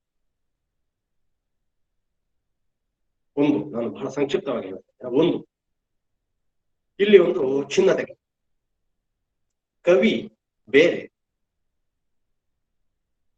ಕವಿ ಒಟ್ಟು ನಮ್ಮ ಸಮೂಹದಿಂದ ಅಥವಾ ನಮ್ಮ ಸಮಾಜಕ್ಕಿಂತ ಸ್ವಲ್ಪ ಎತ್ತರದಲ್ಲಿ ನಿಂತಿದ್ದ. ಅವ ಸೂರ್ಯೋದ ಫಾಲ್ಗುಣ ರವಿ ದರ್ಶನವನ್ನು ಮಾಡಿದ್ದಾನೆ. ಅವ ನಮ್ಮನ್ನು ಕರೀತಾ ಇದ್ದಾನೆ ಆ ಫಾಲ್ಗುಣ ರವಿ ದರ್ಶನಕ್ಕೆ. ಒಂದು. ಎರಡನೆಯದು, ದರ್ಶನ ಅವನಿಗಾಗಿದೆ, ನಮಗೆ ಆಗ್ಲಿಲ್ಲ.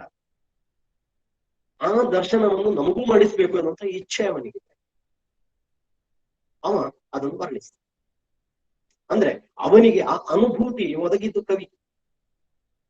ಇಲ್ಲಿ ವರ್ಣಿಸ್ತಾ ಇರೋದು ಆ ಕವಿಗೆ ಒದಗಿದಂತಹ ಅನುಭೂತಿಯನ್ನು. ಆ ಅನುಭೂತಿ ಹೇಗುಂಟಂದ್ರೆ, ಶಿವಮಂದಿರ ಸಮ ವನ ಸುಂದರ ಸುಮ ಶೃಂಗಾರದ ಗಿರಿ ಶೃಂಗಕ್ಕೆ ಬಾ ಫಾಲ್ಗುಣ ರವಿ. ನೋಡಿ, ಸಂಸ್ಕೃತದ ಹಿನ್ನೆಲೆಯಿಂದ ಬಂದವರಲ್ಲ ಕುವೆಂಪು. ನಾವು ಕುಲದ ಹಿನ್ನೆಲೆಯಿಂದ ನೋಡಿದ್ರು ಕೂಡ ಅವರು ಸಂಸ್ಕೃತೇತರ ಕುಟುಂಬಕ್ಕೆ ಸೇರಿದರು. ಮತ್ತು ಅದನ್ನೇ ಸಂಸ್ಕೃತೇತರವಾದ ಅಂದ್ರೆ ಸಂಸ್ಕೃತ ಅಥವಾ ವೈದಿಕ ಪರಂಪರೆಗಿಂತ ಭಿನ್ನವಾದಂತಹ ಒಂದು ಪರಂಪರೆಯನ್ನು ಸ್ಥಾಪಿಸುವುದಕ್ಕಾಗಿ ಕರೆಕೊಟ್ಟಂತವರು ಕುವೆಂಪು. ಅವರು ಸಂಸ್ಕೃತವನ್ನು ಯಥೇಷ್ಟವಾಗಿ ಬಳಸ್ತಾರೆ. ಯಥೇಷ್ಟ ಸಂಸ್ಕೃತ. ಶಿವ ಮಂದಿರ ಸಮ ವನ ಸುಂದರ ಸುಮ ಶೃಂಗಾರದ ಗಿರಿ ಶೃಂಗಕ್ಕೆ ಕೆ ಮತ್ತು ಬಾ ಮಾತ್ರ ಅಲ್ಲಿ ಕನ್ನಡ. ಕೆ ಮತ್ತು ಬಾ ಎರಡೇ ಅಕ್ಷರಗಳು, ಇಡೀ ಒಂದು ಶಬ್ದ ಕೂಡ ಇಲ್ಲ. ಬಾ ಫಾಲ್ಗುಣ ರವಿ ದರ್ಶನ ಸಂಸ್ಕೃತ. ಕುಂಕುಮ ಧೂಳಿಯ ದಿಕ್ಕಟ ವೇದಿಯೊಳೋಕುಳಿಯಲಿ ಮಿಂದೇಳುವುದು ಸಂಸ್ಕೃತವೇ. ಅದೇ ನೀವು ಬೇಂದ್ರೆಯವರಿಗೆ ಬನ್ನಿ, ಬೇಂದ್ರೆಯವರ ಯಾವ ಕವಿತೆಗಳನ್ನು ತಗೊಳ್ಳಿ, ಇಂತಹ ಸಂಸ್ಕೃತ ಭೂಯಿಷ್ಠತೆ ಇಲ್ಲವೇ ಇಲ್ಲ. ಅವರು ಸಂಸ್ಕೃತದ ಹಿನ್ನೆಲೆಯಿಂದ ಬಂದ ಅಡಿಗರು ಹೇಳ್ತಾರಲ್ಲ, ಇರುವುದೆಲ್ಲವ ಬಿಟ್ಟು ಇರೋದುದರೆಡೆಗೆ ತುಡಿಯುವುದೇ ಚೇತನ ಅಥವಾ ಜೀವನ. ಇರುವುದನ್ನೆಲ್ಲ ಬಿಟ್ಟು ಇರದುದರ ಕಡೆಗೆ ತುಡಿಯುವಂತಹ ಒಂದು ತುಡಿತ, ಅದು ನಮಗೆ ಕುವೆಂಪು ಅವರಲ್ಲಿ ಕಾಣುತ್ತೆ. ಇರುವುದು ಅಲ್ಲ ಕನ್ನಡ ದೇಶೀಯತೆ, ಅದನ್ನು ಬಿಟ್ಟು ಮಾರ್ಗ ಸಂಸ್ಕೃತದ ಕಡೆಗೆ ತುಡಿಯುವಂತಹ. ಬೇಂದ್ರೆಯವರಲ್ಲಿ ಸಂಸ್ಕೃತವನ್ನು ಬಿಟ್ಟು ಜನರಾಡುವ ಭಾಷೆಯ ಕಡೆಗೆ ಹೋಗುವಂತಹ ಪ್ರಯತ್ನ. ಆದ್ರೆ ನಾನು ಹೇಳಲಿಕ್ಕೆ ಉದ್ದೇಶಿಸುವುದು ಭಾಷೆಯಿಂದ ಇವರು ಸೂರ್ಯೋದಯವನ್ನು ಕಾಣುವಂತಹ ಕ್ರಮವನ್ನು. ಒಬ್ರು ಸೂರ್ಯೋದಯಕ್ಕೆ ಮುಖ ಹಾಕಿ ನಿಂತಿದ್ದಾರೆ ಕುವೆಂಪು. ಸೂರ್ಯೋದಯಕ್ಕೆ ಮುಖ ಹಾಕಿ ನಿಂತಹ ಕುವೆಂಪು ಅವರ ಹಿಂದೆ ಇರುವಂತಹ ನಮ್ಮನ್ನೆಲ್ಲ ಆ ಸೂರ್ಯೋದಯವನ್ನು ನೋಡುವಂತೆ ಕರೀತಾ ಇದ್ದಾರೆ. ಅವರ ಎದುರು ಕಾಣ್ತಾ ಉಂಟು ಕುಂಕುಮ ಧೂಳಿಯ ದಿಕ್ಕಟ ವೇದಿಯ ಲೋಕುಳಿಯಲ್ಲಿ ಮಿಂದೇಳುವುದನ್ನು ಕಾಣ್ತಾ ಉಂಟು. ಅವರದಲ್ಲಿ ಲೀನರಾಗಿದ್ದಾರೆ. ಅದನ್ನು ನಮ್ಗೆ ಹೇಳ್ತಾ ಇದ್ದಾರೆ, ಬನ್ನಿ ನೋಡಿ ಅಂತ. ನಾವು ಅವರ ಹಿಂದಿದ್ದೇವೆ, ನೋಡುವುದಕ್ಕಾಗಿ ಹೋಗ್ಬೇಕಂತ. ಅದೇ ಬೇಂದ್ರೆ ಸೂರ್ಯೋದಯಕ್ಕೆ ಬೆನ್ನು ಹಾಕಿ ನಿಂತ. ಬೇಂದ್ರೆಯವರು ಸೂರ್ಯೋದಯಕ್ಕೆ ಬೆನ್ನು ಹಾಕಿ ನಿಂತಿದ್ದಾರೆ. ಬೇಂದ್ರೆಯವರು ಬರೆಯುವುದು ನೋಡಿ, ಮೂಡಲ ಮನೆಯ ಮುತ್ತಿನ ನೀರಿನ ಎರಕಾವ ಹೊಯ್ದ, ನುಣ್ಣ ನೆರಕಾವ ಹೊಯ್ದ, ಬಾಗಿಲ ತೆರೆದು ಬೆಳಕು ಹರಿದು ಜಗವೆಲ್ಲ ತೊಯ್ದ, ಹೋಯ್ತೋ ಜಗವೆಲ್ಲ ತೊಯ್ದ.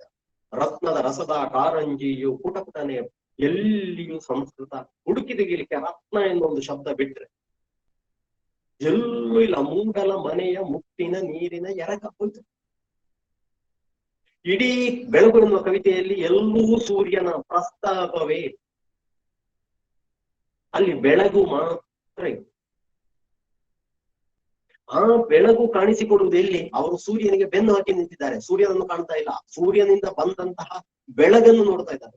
ಎಲ್ಲಿ ನೋಡ್ತಾ ಇದ್ದಾರೆ ಬೆಳಗನ್ನು? ಅವರ ಕಣ್ಣ ಮುಂದೆ, ಅಂದ್ರೆ ಈ ಜಗತ್ತಿನಲ್ಲಿ.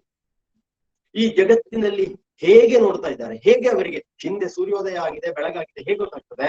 ಪಂಚೇಂದ್ರಿಯ ಗೋಚರವಾದ ಸಂಗತಿಗಳ ಮೂಲಕ. ಇಲ್ಲಿ ಪರಿಣಾಮ ಮುಖ್ಯವೇ ಹೊರತು ಕ್ರಿಯೆ ಅಲ್ಲ. ಕುವೆಂಪು ಅವರಿಗೆ ಸೂರ್ಯ ಉದಯಿಸಿದ ಕ್ರಿಯೆ ಮುಖ್ಯ ಆಗ್ತಿದ್ರೆ, ಬೇಂದ್ರೆಯವರಿಗೆ ಸೂರ್ಯ ಉದಯಿಸುವ ಕ್ರಿಯೆಯಿಂದ ಉಂಟಾದಂತಹ ಪರಿಣಾಮ ಮುಖ್ಯ ಆಗ್ತದೆ. ಏನಾಗಿದೆ ಇಲ್ಲಿ?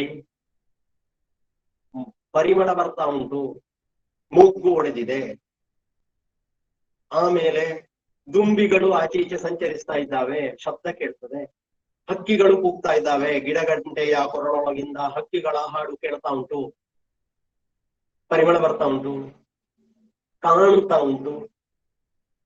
ತಂಗಾಳಿಯ ಕೈಯೊಳಗಿರಿಸಿ ಎಸಳಿನ ಚವರಿ, ತಂಗಾಳಿ ಬೀಸ್ತಾ ಉಂಟು. ಚರ್ಮಕ್ಕೆ, ಕಿವಿಗೆ, ಕಣ್ಣಿಗೆ, ಮೂಗಿಗೆ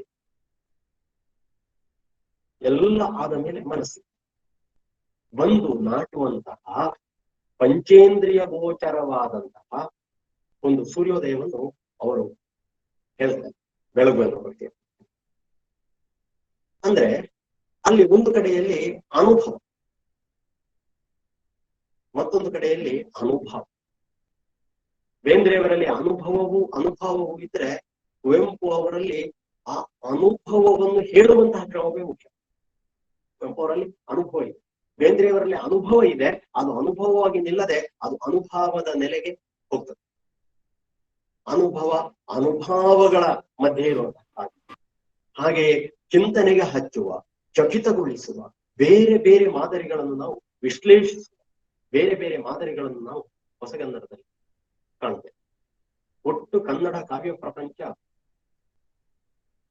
ಅದು ನಾವು ವಿಭಾಗಿಸುವ ಹಳೆಗನ್ನಡ, ನಡುಗನ್ನಡ ಇತ್ಯಾದಿ ಇತ್ಯಾದಿ ಇತ್ಯಾದಿ ಯಾವುದಕ್ಕೂ ದಕ್ಕಿಕೊಂಡು ಯಾವುದರೊಳಗೂ ನಿಲ್ಲುವುದಿಲ್ಲ. ಒಂದು ವೇಳೆ ನಿಲ್ತಿದ್ರೆ ನಾವು ನವೋದಯದ ಲಕ್ಷಣಗಳು ಅಂತ ಯಾವೆಲ್ಲ ಲಕ್ಷಣಗಳನ್ನು ಪಟ್ಟಿ ಮಾಡ್ತೇವೋ ಸಾಮಾನ್ಯವಾಗಿ ನಾವು ಪಟ್ಟಿ ಮಾಡುವುದರ ಮೂಲಕವೇ ನಮ್ಮಲ್ಲಿ ಇವನು ನವೋದಯ ಕವಿಯೋ, ಇವನು ನವೋದಯ ನವ್ಯ ಕವಿಯೋ ಅಂತ ಹೇಳುವ ಈ ಮಾದರಿಯ ಏನೇನೋ ಗೊಂದಲಗಳು ಹುಟ್ಟಿಕೊಂಡು, ಮಳೆ ಸುರಿತಾ ಇರುವಾಗ ಮನೆಯ ಬಾಗಿಲಿಗೆ ನಲ್ಲಿರುವ ನಾಯಿ ಮರಿಯ ಚಿತ್ರ, ಕರಿಮರಿ ನಾಯಿ ಬೇಂದ್ರೆ. ಆ ನಾಯಿ ಮರಿ ಭಟ್ರ ಮನೆಯ ಬಾಗಿಲಿನಲ್ಲಿತ್ತು, ಮಳೆ ಬರ್ತಾ ಇತ್ತು. ನಾಯಿ ಮರಿ ನಾನು ಒಳಗೆ ಬರ್ತೇನೆ ಅಂತ ಹೇಳಿದ್ದು, ಭಟ್ರು ಬಂದರೆ ಕೊಂದೇನೆ. ಕುನ್ನಿ ಒಳಗೆ ಬಂದೇನೆಂದಿದ್ದು, ಭಟ್ಟರು ಬಂದರೆ ಕೊಂದೇನೆ. ಕವಿತೆ ಮುಗೀತು. ನೋಡಿ, ಒಂದು ಸಂಘರ್ಷದ ಚಿತ್ರವನ್ನು ನಾವು ಆಮೇಲೆ ಬಂಡಾಯ ಇನ್ನೊಂದು ಮತ್ತೊಂದು ಅಂತ ಹೇಳ್ತೇವಲ್ಲ, ಒಂದು ಸಂಘರ್ಷದ ಚಿತ್ರವನ್ನು ಕೊಡುವುದಕ್ಕೆ ಕರಿಮರಿ ನಾಯಿ ಎಷ್ಟು ಸಮರ್ಥವಾಗಿ ದುಡಿತದೆ. ಅಥವಾ ಒಂದು ಬಡತನದ ಹಸಿವಿನ ಚಿತ್ರವನ್ನು ಕೊಡುವುದಕ್ಕೆ ಸೂರಮಿರ್ಕುಂಡಿಯವರ ಕವಿತೆ ಅಶ್ವತ್ಥಾಮ, ನಮ್ಗೆ ಗೊತ್ತುಂಟು, ಬಹಳ ಬಡ ಕುಟುಂಬದಲ್ಲಿ ಬಂದಂತಹ ಅಶ್ವತ್ಥಾಮ, ಅತ್ಯಂತ ಬಡವನಾಗಿರುವಂತಹ ದ್ರೋಣ ಕೌರವರಲ್ಲಿ ಬೆಳಗ್ಗೆ ಅವರಿಗೆ ಶಸ್ತ್ರಾಭ್ಯಾಸವನ್ನು ಮಾಡಿಸಿ ಮಧ್ಯಾಹ್ನದ ಮೇಲೆ ಅಲ್ಲಿ ಇಲ್ಲಿ ತಿರುಗಾಡಿ ಯಾವ್ಯಾವುದೋ ಹೊಲದಲ್ಲಿ ಉದುರಿದ ಕಾಳುಗಳನ್ನು ಹೆಕ್ಕಿಕೊಂಡು ಮನೆಗೆ ಬರುವುದು. ಅವನ ಹೆಂಡತಿ ಅಶ್ವತ್ಥಾಮನ ತಾಯಿ, ಅವಳು ಕೌರವನ ಅರಮನೆಗೆ ಹೋಗಿ ಹಿಟ್ಟನ್ನು ಬೀಸಿ ಅಲ್ಲಿ ಬದಿಗೆ ರಟ್ಟಿದ ಹೊರಗೆ ಬಿದ್ದಂತಹ ಹಿಟ್ಟನ್ನು ಹೆಕ್ಕಿಕೊಂಡು ಬಂದು ಮನೆಗೆ ಬರುವುದು. ಅಶ್ವತ್ಥಾಮ ಸಣ್ಣ ಹುಡುಗ ಸಂಜೆಯ ಹೊತ್ತಿಗೆ ತನ್ನದೇ ಪ್ರಾಯದ ಕೌರವ ಪಾಂಡವರೊಟ್ಟಿಗೆ ಆಡಿಕ್ಕೆ ಹೋಗ್ತಾರೆ. ಎಲ್ರೂ ಕೂಡ ಒಂದು ನಿರ್ದಿಷ್ಟ ಹೊತ್ತಿಗೆ ಅರ್ಧ ಆಟ ಆದ ತಕ್ಷಣ ಎಲ್ರೂ ಕೂಡ ಹಾಲು ಕುಡಿಯುವುದಕ್ಕೆ ಅಂತ ಅರಮನೆಗೆ ಹೋಗ್ತಾರೆ. ಇವ ಒಬ್ಬ ಬಾಕಿ ಆಗ್ತಾರೆ. ಅಶ್ವತ್ಥಾಮ ಒಬ್ಬ ಬಾಕಿ ಆಗ್ತಾನೆ, ಉಳಿದವರೆಲ್ಲ ಹಾಲು ಕುಡಿಲಿಕ್ಕೆ ಹೋಗ್ತಾರೆ, ಹಾಲು ಕುಡಿದು ಬರ್ತಾರೆ, ಆಟ ಮುಂದುವರಿತದೆ, ರಾತ್ರಿಗೆ ಇವ ಮನೆಗೆ ಹಿಂದೆ ಬರ್ತಾರೆ. ಒಂದು ದಿನ ಬೆಳೀತಾ ಬರುವಾಗ ಸಹಜವಾಗಿ ತೋರುವಂತದ್ದೇ ಇವನಿಗೆ ನಾನು ಕೂಡ ಹಾಲು ಕುಡಿಬೇಕು ಅಂತ ಅನ್ನಿಸಿತು. ಹಾಲಂದ್ರೆ ಏನಂತ ಗೊತ್ತಿಲ್ಲ ಅವನಿಗೆ ಅಷ್ಟು. ಅವರೆಲ್ಲ ಹಾಲು ಕುಡಿದೆ ಅಂತ ಹೇಳ್ತಾರಲ್ಲ, ನನಗೂ ಹಾಲು ಕುಡಿಬೇಕು ಅಂತ ಅನ್ನಿಸಿ ಅವ ಬರ್ತಾನೆ ಮನೆಗೆ. ಬಂದು ತಾಯಿಯಲ್ಲಿ ಹೇಳ್ತಾನೆ, ಅಮ್ಮ ನನಗೆ ಹಾಲು ಕೊಡು. ಮನೆಯಲ್ಲಿ ಹಾಲಿಲ್ಲ. ತಾಯಿ ಹೇಳ್ತಾಳೆ, ನೋಡು ಆ ಕೆಲಸ ಮಾಡು, ಈ ಕೆಲಸ ಮಾಡು, ಅದು ಮಾಡು, ಇದು ಮಾಡು, ಸ್ವಲ್ಪ ಊಟ, ಇನ್ನೊಂದು ಊಟ, ಅಪ್ಪ ಬರ್ಲಿ ಅಂತ ಹೇಳಿ ಇವನ ಮನಸ್ಸನ್ನು ತಿರುಗಿಸುವುದಕ್ಕೆ ಪ್ರಯತ್ನ ಪಡ್ತಾಳೆ. ಹುಡುಗ ಕೇಳುವುದಿಲ್ಲ. ಕೊನೆಗೆ ಅಪ್ಪನೂ ಬರ್ತಾನೆ, ದ್ರೋಣನು ಬರ್ತಾನೆ. ಹುಡುಗ ಹಠ ಹಿಡಿತಾನೆ, ಅಮ್ಮ ನನಗೆ ಹಾಲು ಕೊಡು ಅಂತ. ಕೊನೆಗೆ ಅಪ್ಪ ಅಮ್ಮ ಸೇರಿ ಒಂದು ಉಪಾಯ ಮಾಡ್ತಾರೆ. ತಂದ ಹಿಟ್ಟು ಉಂಟಲ್ಲ, ಹಿಟ್ಟು ನೀರನ್ನು ಕಲಸಿ ಕೊಡು ಅವನಿಗೆ, ಇಷ್ಟೊತ್ತು ಹಾಲು ಕುಡಿಲಿಲ್ಲ ಅಲ್ಲ, ಹಾಗಾಗಿ ಅವನಿಗೆ ಗೊತ್ತಾಗ್ಲಿಕ್ಕಿಲ್ಲ ಅಂತ ಹಿಟ್ಟು ನೀರನ್ನು ಕಲಸಿ ಕೊಡ್ತಾರೆ. ಅವ ಹಾಲು ಕುಡಿತಾನೆ. ಹಾಲು ಅಂತ ಹಿಟ್ಟು ನೀರನ್ನು ಕುಡಿದು ಹೋಗ್ತಾನೆ, ಗೆಳೆಯರೊಟ್ಟಿಗೆ ಆಡ್ತಾನೆ. ಮತ್ತೆ ಪ್ರತಿ ದಿವಸ ಬರ್ತಾ ಇರ್ತಾನೆ ಮನೆಗೆ, ಹಾಲು ಬೇಕು ಅಂತ. ಅವನಿಗೆ ಹಿಟ್ಟು ನೀರನ್ನು ಕಲಸಿಕೊಡ್ತಾರೆ, ಹಾಲು ಕುಡಿದೆ ಅಂತ ಉಳಿದವರೊಟ್ಟಿಗೆ ಸಮಾಧಾನದಿಂದ ಇರ್ತಾನೆ. ಒಂದು ದಿನ ಅಪ್ಪಿ ತಪ್ಪಿ ಅವನಿಗೆಲ್ಲ ಹಾಲು ಕುಡಿಲಿಕ್ಕೆ ಸಿಗ್ತದೆ.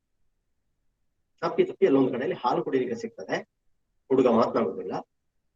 ಮರುದಿನ ಮನೆಗೆ ಬರ್ತಾನೆ. ಮನೆಗೆ ಬಂದು ಅಮ್ಮನ ಹತ್ರ ಕೇಳ್ತಾನೆ, ಅಮ್ಮ ಹಾಲು ಕೊಡು. ಯಾವಾಗಿನ ಹಾಗೆ ತಾಯಿ ಹಿಟ್ಟು ನೀರನ್ನು ಕಲಸಿ ಕೊಡ್ತಾನೆ. ಆಗ ಬರುವ ಒಂದು ಮಾತು, ಹಿಟ್ಟು ನೀರನ್ನು ಕಲಸಿ ಕೊಟ್ಟಾಗ ಮರುದಿವಸ ಹುಡುಗ ಎಂದನು ಅಮ್ಮ ಹಾಲು ಒಲ್ಲೆ. ಹಿಟ್ಟು ನೀರನ್ನು ಕಲಸಿ ಕೊಟ್ಟಾಗ ಮರುದಿವಸ ಹುಡುಗ ಎಂದನು ಅಮ್ಮ ಹಾಲು ಒಲ್ಲೆ. ಬೆಳ್ಳಗಿರುವುದನ್ನೆಲ್ಲ ಹಾಲೆಂದು ಕುಡಿಯುವವರ ಬವಣೆಗಳ ಕಥೆಯ ನಾನೀಗ ಬಂದೆ. ಬೆಳ್ಳಗಿರುವುದನ್ನೆಲ್ಲ ಹಾಲೆಂದು ಕುಡಿಯುವವರ ಬವಣೆಗಳ ಕಥೆಯ ನಾನೀಗ ಬಂದೆ. ನೋಡಿ, ಅಲ್ಲಿ ಅದಕ್ಕೆ ಬರುವಂತ ಶಬ್ದ, ಅಲ್ಲಿ ಮಾತುಗಳಿಗೆ ಬರುವಂತ ಶಬ್ದ ನನಗೆ ಎಷ್ಟೋ ಬಾರಿ ಅನಿಸೋದುಂಟು. ಸೋರುತಿಹುದು ಮನೆಯ ಮಾಳಿಗೆ. ಸೋರುತಿಹುದು ಮನೆಯ ಮಾಳಿಗೆ ಒಂದು ಸಾಮಾನ್ಯವಾದ ಒಂದು ಸ್ಟೇಟ್ಮೆಂಟ್. ಆ ಸ್ಟೇಟ್ಮೆಂಟ್ಗೆ ಇದ್ದಕ್ಕಿದ್ದ ಹಾಗೆ ಬರುವಂತ ಒಂದು ತಿರುವು ನೋಡಿ. ಅಜ್ಞಾನದಿಂದ ಸೋರುತಿಹುದು ಮನೆಯ, ಸೋರುತಿಹುದು ಮನೆಯ ಮಾಳಿಗೆ ಎನ್ನುವುದು ಸಾಧಾರಣ ಸ್ಟೇಟ್ಮೆಂಟ್ ಆಗಿದ್ರೆ, ಮನೆಯ ಮಾಳಿಗೆ ಎನ್ನುವುದೊಂದು ಭೌತಿಕವಾದ ವಸ್ತು ಆಗಿದ್ರೆ, ಅಜ್ಞಾನ ಎನ್ನುವ ಅಮೂರ್ತವಾದಂತಹ ಒಂದು ಪದ ಅದರ ಮುಂದೆ ಬಂದು ಒಟ್ಟು ಸೋರುತಿಹುದು ಮನೆಯ ಮಾಳಿಗೆ ಎನ್ನುವ ವಾಕ್ಯದ ಅರ್ಥವನ್ನೇ ಬದಲಾಯಿಸುತ್ತೆ. ಅಂದ್ರೆ ಇಲ್ಲೆಲ್ಲ ಇದು ಮಾತ್ರ ಅಲ್ಲ, ಒಂದಷ್ಟು ಕವಿತೆಗಳನ್ನ ಉದಾಹರಣೆಯಾಗಿ ತಗೊಳ್ಬಹುದು. ಇದ್ದಕ್ಕಿದ್ದ ಹಾಗೆ ನಮ್ಮನ್ನು ಶಕ್ತಿಗೊಳಿಸುವ ಮತ್ತು ನಾವು ಇದು ಇದು ಇದು ಇದು ಇದರ ಅರ್ಥ ಇದು ಅಂತ ಭಾವಿಸಿದ್ರೆ ಇದ್ಯಾವುದು ಅಲ್ಲ ಅಲ್ಲ ಅಲ್ಲ ಅಲ್ಲ ಅಲ್ಲ ಅಂತ ಹೇಳ್ಕೊಂಡು ಹೋಗುವ. ನೇತಿ ನೇತಿ ನೇತಿ ನೇತಿ ನೇತಿ ನೈತಿ. ದೇವರನ್ನು ನೋಡ್ಕೊಂಡು ಹೋಗುವಾಗ ಏನ್ ಹೇಳಿದ್ರು? ನೈತಿ, ಇದು ದೇವರಲ್ಲ, ಇದು ದೇವರಲ್ಲ, ದೇವರ. ಮತ್ತೆ ಯಾವುದು ಅಲ್ಲವೋ ಅದು ಅಂತ ಹೇಳುವ ಅಮೂರ್ತವಾದ ಒಂದು ಮಟ್ಟಕ್ಕೆ ನಮ್ಮನ್ನು ತಂದು ತಲುಪಿಸುವ ರೀತಿಯಲ್ಲಿ ಉಂಟು ಒಟ್ಟು ಕಾವ್ಯದ ಸ್ವರೂಪ. ಅದನ್ನು ನಮಗೆ ವಿಭಾಗಗಳ ಮೂಲಕ ಅಥವಾ ನಮ್ಗೆ ಹಿಡಿದು ನಿಲ್ಲಿಸಲಿಕ್ಕೆ ಸಾಧ್ಯ ಇಲ್ಲದ ರೂಪದಲ್ಲಿ ಇದೆ. ಹಾಗಿದ್ರೆ ಕಾವ್ಯ ಹೇಗಿರಬೇಕು ಅಂತ ಅಂತಿಮವಾಗಿ ಕೇಳಿದರೆ, ಕಾವ್ಯ ಇದು ಅಲ್ಲ, ಕಾವ್ಯದ ಅರ್ಥ ಏನು ಅಂತ ಕೇಳಿದ್ರೆ ಇದು ಅಲ್ಲ ಇದು ಅಲ್ಲ ಇದು ಅಲ್ಲ ಅಂತ ಎಲ್ಲವನ್ನು ನಿರಾಕರಿಸ್ತಾ ಹೋಗುವ ಸ್ವರೂಪದ್ದಾಗಿದೆ.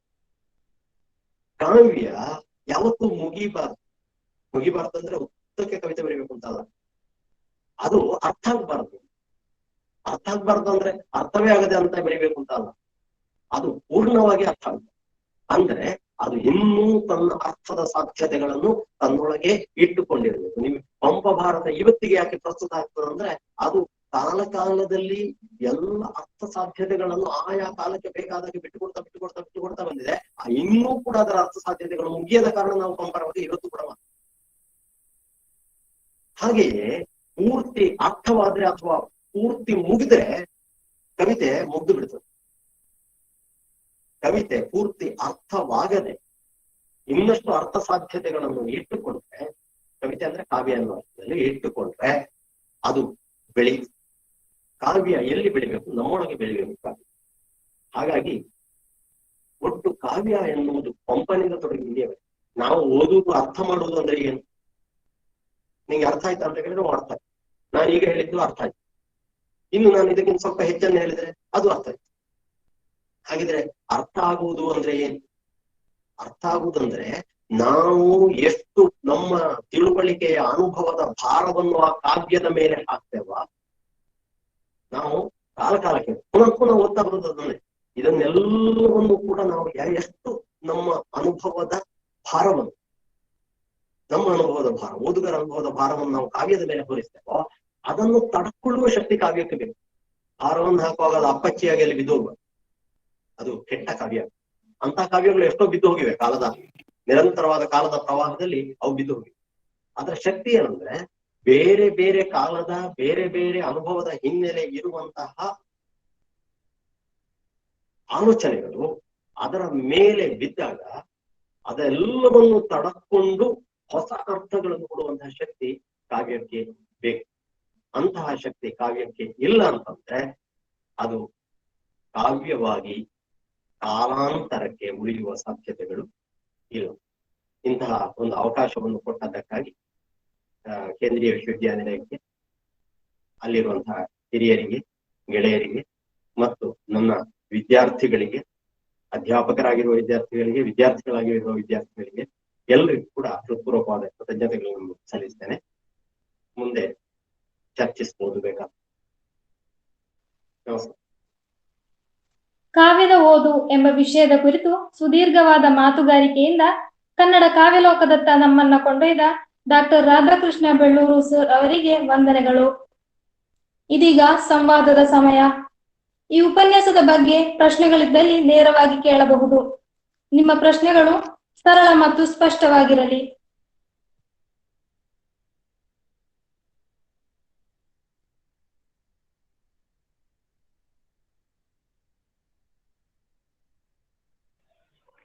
ಏನಾದರೂ ಪ್ರಶ್ನೆಗಳಿದ್ದರೆ ಮ್ಯೂಟ್ ಮಾಡಿಕೊಂಡು ನೇರವಾಗಿ ಕೇಳಬಹುದು.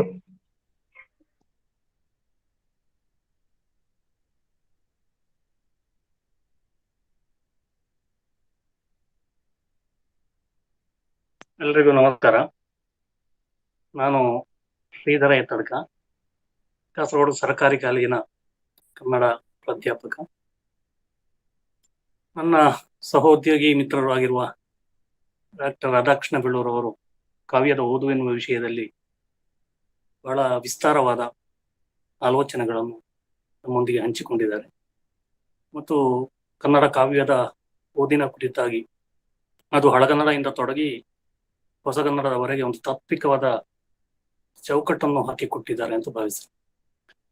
ನನಗೆ ಪ್ರಶ್ನೆ ಅಲ್ಲ, ಅವರು ಹೇಳಿದ ವಿಷಯಗಳಿಗೆ ಪೂರಕವಾಗಿ ಕೆಲವು ಮಾತುಗಳನ್ನು ಹೇಳಬೇಕು ಅಂತ ಬಯಸ್ತೇನೆ. ಅವರು ಕಾವ್ಯವನ್ನು ಓದುವುದು ಅಂದ್ರೆ ಅದು ಮೇಲಿನ ಓದು, ಅದು ಒಂದು ಹಂತದವರೆಗೆ ಆಗಿರ್ತದೆ. ನಮ್ಮಲ್ಲಿ ಕಾವ್ಯ ಆರಂಭದಲ್ಲಿ ಸಂಪಾದನೆ ಮಾಡುವಂತ ಹೊತ್ತಿನಲ್ಲಿ, ಅದನ್ನು ಪರಿಷ್ಕರಿಸಿ ಪ್ರಕಟಿಸುವಂತ ಹೊತ್ತಿನಲ್ಲಿ ಅದಕ್ಕೊಂದು ವಿಸ್ತಾರವಾದಂತಹ ಉಪೋದ್ಘಾತವನ್ನು ಬರೆಯುವಂತ, ಸಾಹಿತ್ಯ ಚರಿತ್ರೆಯನ್ನು ನಿರ್ಮಾಣ ಮಾಡುವಂತಹ ಒಂದು ಕಾಲ ಇತ್ತು. ಆಮೇಲೆ ಸಾಹಿತ್ಯದ ಏಕಮುಖವಾದಂತಹ ಅಧ್ಯಯನಗಳು, ಸಾಹಿತ್ಯಕವಾದಂತಹ ಅಧ್ಯಯನ, ವಿಮರ್ಶಾತ್ಮಕವಾದಂತಹ ಅಧ್ಯಯನ, ಈ ರೀತಿಯ ಓದುಗಳು ಕೂಡ ಮುಂದುವರೆದುಕೊಂಡು ಬಂದು ಈಗ ಸಮಕಾಲೀನವಾಗಿ ಒಂದು ಬಹುಶಿಸ್ತೀಯವಾದಂತಹ ಆಯಾಮದಲ್ಲಿ ಕಾವ್ಯದ ಓದು ಅಥವಾ ನಮ್ಮ ಸಾಹಿತ್ಯದ ಓದು ನಡೆಯುತ್ತಿರುವುದನ್ನು ನಾವು ಕಾಣ್ತೇವೆ. ಕಾವ್ಯ ಬರೆಯುವವರು ಬೆಳ್ಳೂರವರು ಹೇಳಿದ ಹಾಗೆ ಹೇಗೆ ಕಾಲಕಾಲಕ್ಕೆ ಪುರಾಣಗಳನ್ನು ಅಥವಾ ವಸ್ತುವನ್ನು ಮುರಿದು ಕಟ್ಟುವ ಕೆಲಸವನ್ನು ಮಾಡ್ತಾರೋ, ಹಾಗೆ ಕಾವ್ಯದ ಓದು ಎನ್ನುವಂಥದ್ದು ಕೂಡ ನಮ್ಮ ಪ್ರತಿ ಓದು ಕೂಡ ಮುರಿದು ಕಟ್ಟುವ ಕೆಲಸ ಆಗಬೇಕು. ಹಾಗೆ ಮುರಿದು ಕಟ್ಟುವ ಕೆಲಸ ಆಗಬೇಕು ಅಂತ ಇದ್ರೆ ಅದು ಏಕಮುಖವಾದಂತ ಓದಿಯಿಂದ ಸಾಧ್ಯವಾಗುವುದಿಲ್ಲ. ಏಕಮುಖವಾದ ಓದು ಅಂತ ಹೇಳಿದ್ರೆ ಅದು ಒಂದು ಹಂತಕ್ಕೆ ಆ ಓದು ನಿಂತು ಬಿಡುತ್ತೆ. ಹಾಗಾಗಿ ಇವತ್ತು ಒಂದು ಬಹುತ್ವದ ಬಗ್ಗೆ ನಮ್ಮಲ್ಲಿ ಜೋಸೆಫ್ ಸರ್ ಆರಂಭದಲ್ಲಿ ಮಾತನಾಡುವಾಗ ಹೇಳಿದ್ರು, ಇಡೀ ಭಾರತದಲ್ಲಿ ಅಂತ ಒಂದು ಬಹುಮುಖತೆ ಅಥವಾ ಒಂದು ಬಹುತ್ವ ಇದೆ.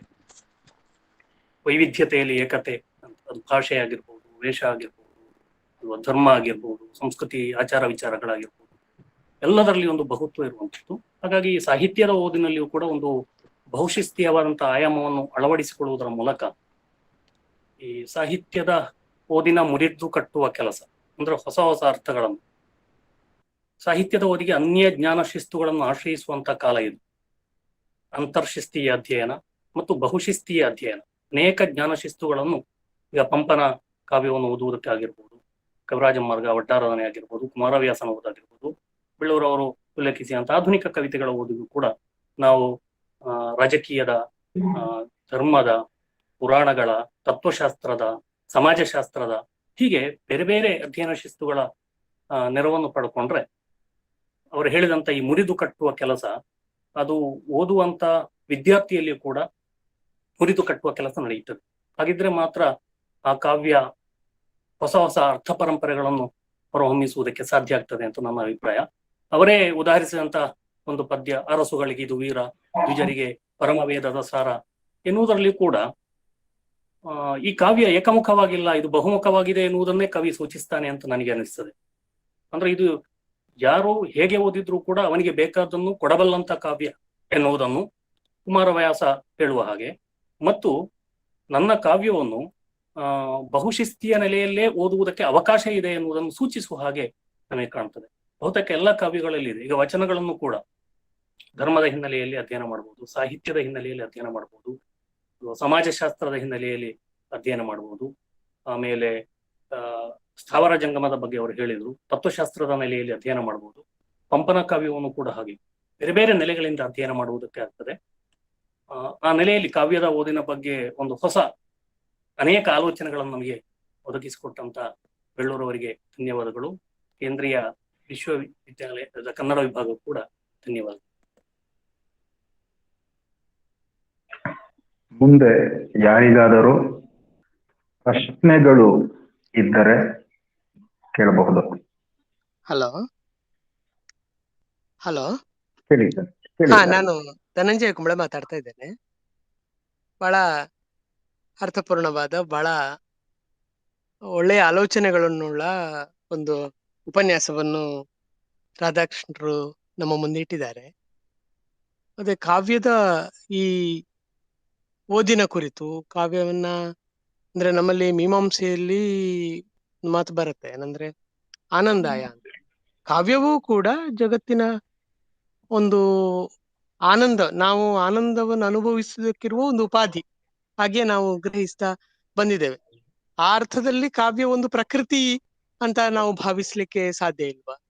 ಅಂದ್ರೆ ಪ್ರಕೃತಿಯಲ್ಲಿ ಅದು ಅದರಷ್ಟಕ್ಕೆ ನಮ್ಗೆ ಆನಂದವನ್ನ, ಸ್ವತಃ ಪ್ರಕೃತಿಯಲ್ಲಿರುವ ಎಲ್ಲ ಜೀವಿಗಳು ಅವುಗಳಷ್ಟಕ್ಕೆ ಆನಂದ. ಒಂದು ಕರುವನ್ನು ಒಂದು ದನ ಅದು ತನ್ನ ನಾಲಗೆಯಿಂದ ನೆಕ್ಕುತ್ತಲೇ ಅದು ಒಂದು ಆನಂದವನ್ನ ಅನುಭವಿಸ್ತದೆ. ಆ ಚಿತ್ರವನ್ನು ನೋಡಿದ ನಾವು ಅಥವಾ ಆ ದೃಶ್ಯವನ್ನ ಅನುಭವಿಸಿದ ನಾವು ಕೂಡ ಒಂದು ಆನಂದವನ್ನ ಪಡಿತೇವೆ.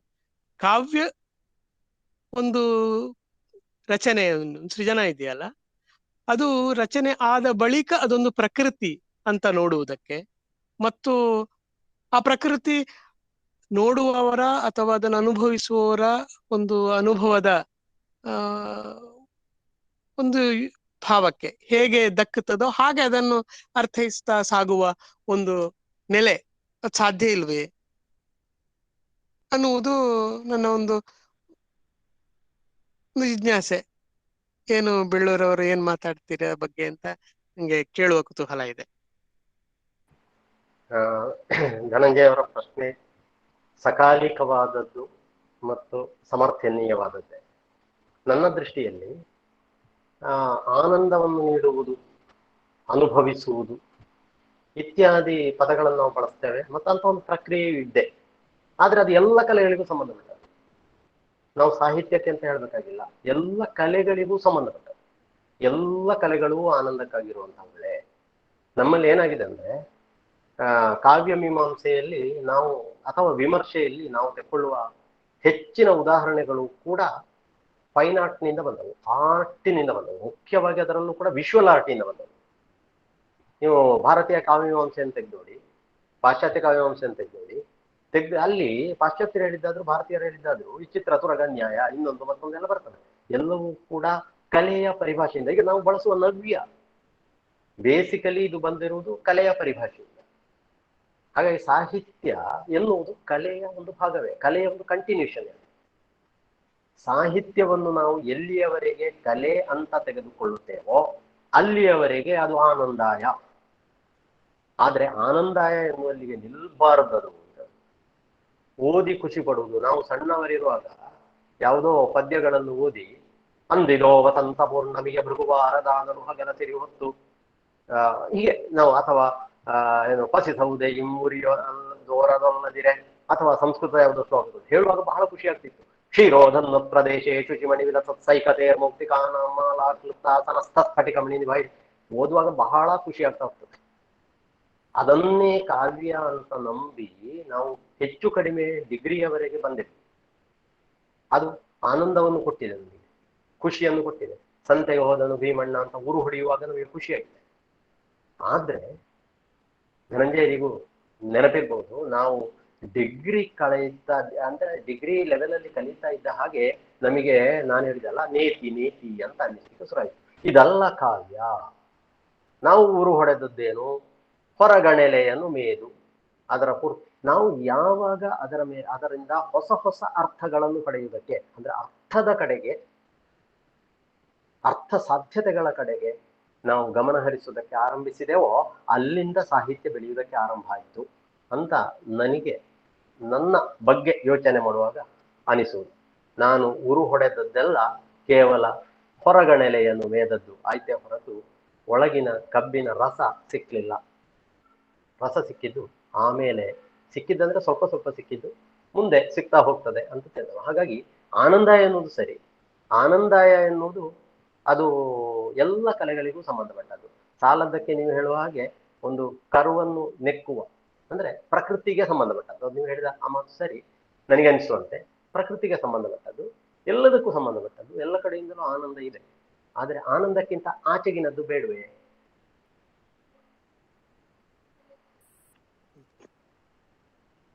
ಸರಿ, ನಾನು ಏನು ಯೋಚನೆಯಲ್ಲಿ ಮಾತಾಡಿದೆ ಅಂದ್ರೆ, ಈಗ ನಾವು ಎಲ್ಲಾ ಕಲೆಯೂ ಕೂಡ ಒಂದು ಅರ್ಥದ ಅನುಕರಣೆ ಎನ್ನುವ ಒಂದು ಮಾದರಿಯ ಚಿಂತನೆಯನ್ನ ಏನು ನಾವು ಮೀಮಾಂಸೆಯ ಸಂದರ್ಭದಲ್ಲಿ ಗ್ರಹಿಸಿದೆವೋ ಹಾಗಲ್ಲ, ರಚನೆಗೊಂಡಿರತಕ್ಕಂತ ಒಂದು ಕಾವ್ಯಕೃತಿಯು ಕೂಡ ಒಂದು ಪ್ರಕೃತಿ ಅಂತ ನಾವು ಗ್ರಹಿಸಿ ಅದನ್ನ ನೋಡ್ಲಿಕ್ಕೆ ಸಾಧ್ಯವಾ? ಈಗ ನಾವು ಮಾತಾಡುವಾಗ ನಾವು ಕಾವ್ಯ ಮೀಮಾಂಸೆಯ ಸಂದರ್ಭದಲ್ಲಿ ನಾವೆಲ್ಲ ಇದನ್ನು ಪ್ರಕೃತಿಯ ಒಂದು ಅನುಕರಣೆ ಅಥವಾ ಪ್ರಕೃತಿಯನ್ನ ಒಂದು ಲೋಕಾನುಭವವನ್ನ ಒಂದು ಕಾವ್ಯಾನುಭವವಾಗಿಸುವಾಗ ಒಂದು ರೀತಿಯ ಅನುಕರಣೆಯನ್ನ ನಾವು ಮಾಡ್ತಾ ಬಂದಿದ್ದೇವೆ, ಈ ತರ ನೋಡ್ತಾ ಬಂದಿದ್ದೇವೆ.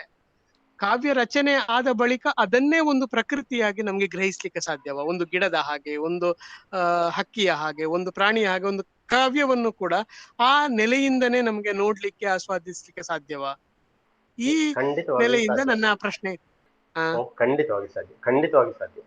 ಯಾಕಂದ್ರೆ ನಾವು ಯಾವೆಲ್ಲ ರೀತಿಯಲ್ಲಿ ನಮಗೆ ನೋಡ್ಲಿಕ್ಕೆ ಸಾಧ್ಯವೋ ಅಷ್ಟೆಲ್ಲ ರೀತಿಯಲ್ಲೂ ನೋಡ್ಬೇಕು ಅಂತ ಬರ್ತದೆ. ನೀವು ಹೇಳಿದ್ದು ಸರಿ. ಆ ಎಲ್ಲ ನಾವು ಅದನ್ನು ಪ್ರಕೃತಿಯಾಗಿ ಅಥವಾ ಯಾವ ರೀತಿಯಲ್ಲೆಲ್ಲ ನಮಗೆ ನೋಡ್ಲಿಕ್ಕೆ ಸಾಧ್ಯವೋ ಆ ರೀತಿಯೆಲ್ಲ ನೋಡ್ಲಿಕ್ಕೆ ಸಾಧ್ಯ ಆಗ್ಬೇಕು, ಸಾಧ್ಯ ಇದೆ. ಮತ್ತು ಅದನ್ನು ತಡ್ಕೊಳ್ಳುವ ಶಕ್ತಿ ಆ ಕವಿತೆಗೂ ಕೂಡ ಅಥವಾ ಆ ಕಾವ್ಯಕ್ಕೂ ಕೂಡ ಬೇಕು. ನಾವು ಏನನ್ನು ಅದರ ಮೇಲೆ ಆರೋಪಿಸ್ತೇವೋ ಅದನ್ನೆಲ್ಲವನ್ನು ತಡ್ಕೊಳ್ಳುವ ಶಕ್ತಿ ಅದಕ್ಕೂ ಇರ್ಬೇಕಾಗ್ತದೆ. ಆದ್ರೆ ನೋಡುವುದು ತಪ್ಪಲ್ಲ, ನೋಡ್ಲೇಬೇಕು. ಈಗ ಅನುಕರಣೆ ಅಂತ ಹೇಳುವ ನಾವು ವಿಶಾಲವಾದ ಒಂದು ಅರ್ಥ ಉಂಟಲ್ಲ, ಅನುಕರಣೆ ಕಾವ್ಯಮೀಮಾಂಸೆಯಲ್ಲಿ ಪಾಶ್ಚಾತ್ಯರು ಬಳಸುವ ಅನುಕರಣೆ ಎನ್ನುವ ಪದ. ಆ ವಿಶಾಲವಾದ ಅರ್ಥದಲ್ಲಿ ಎಲ್ಲ ಆರ್ಟ್ ಫಾರ್ಮ್ಗಳು ಕೂಡ ಅನುಕರಣೆಗಳೇ, ಎಲ್ಲವೂ ಅನುಕರಣೆ.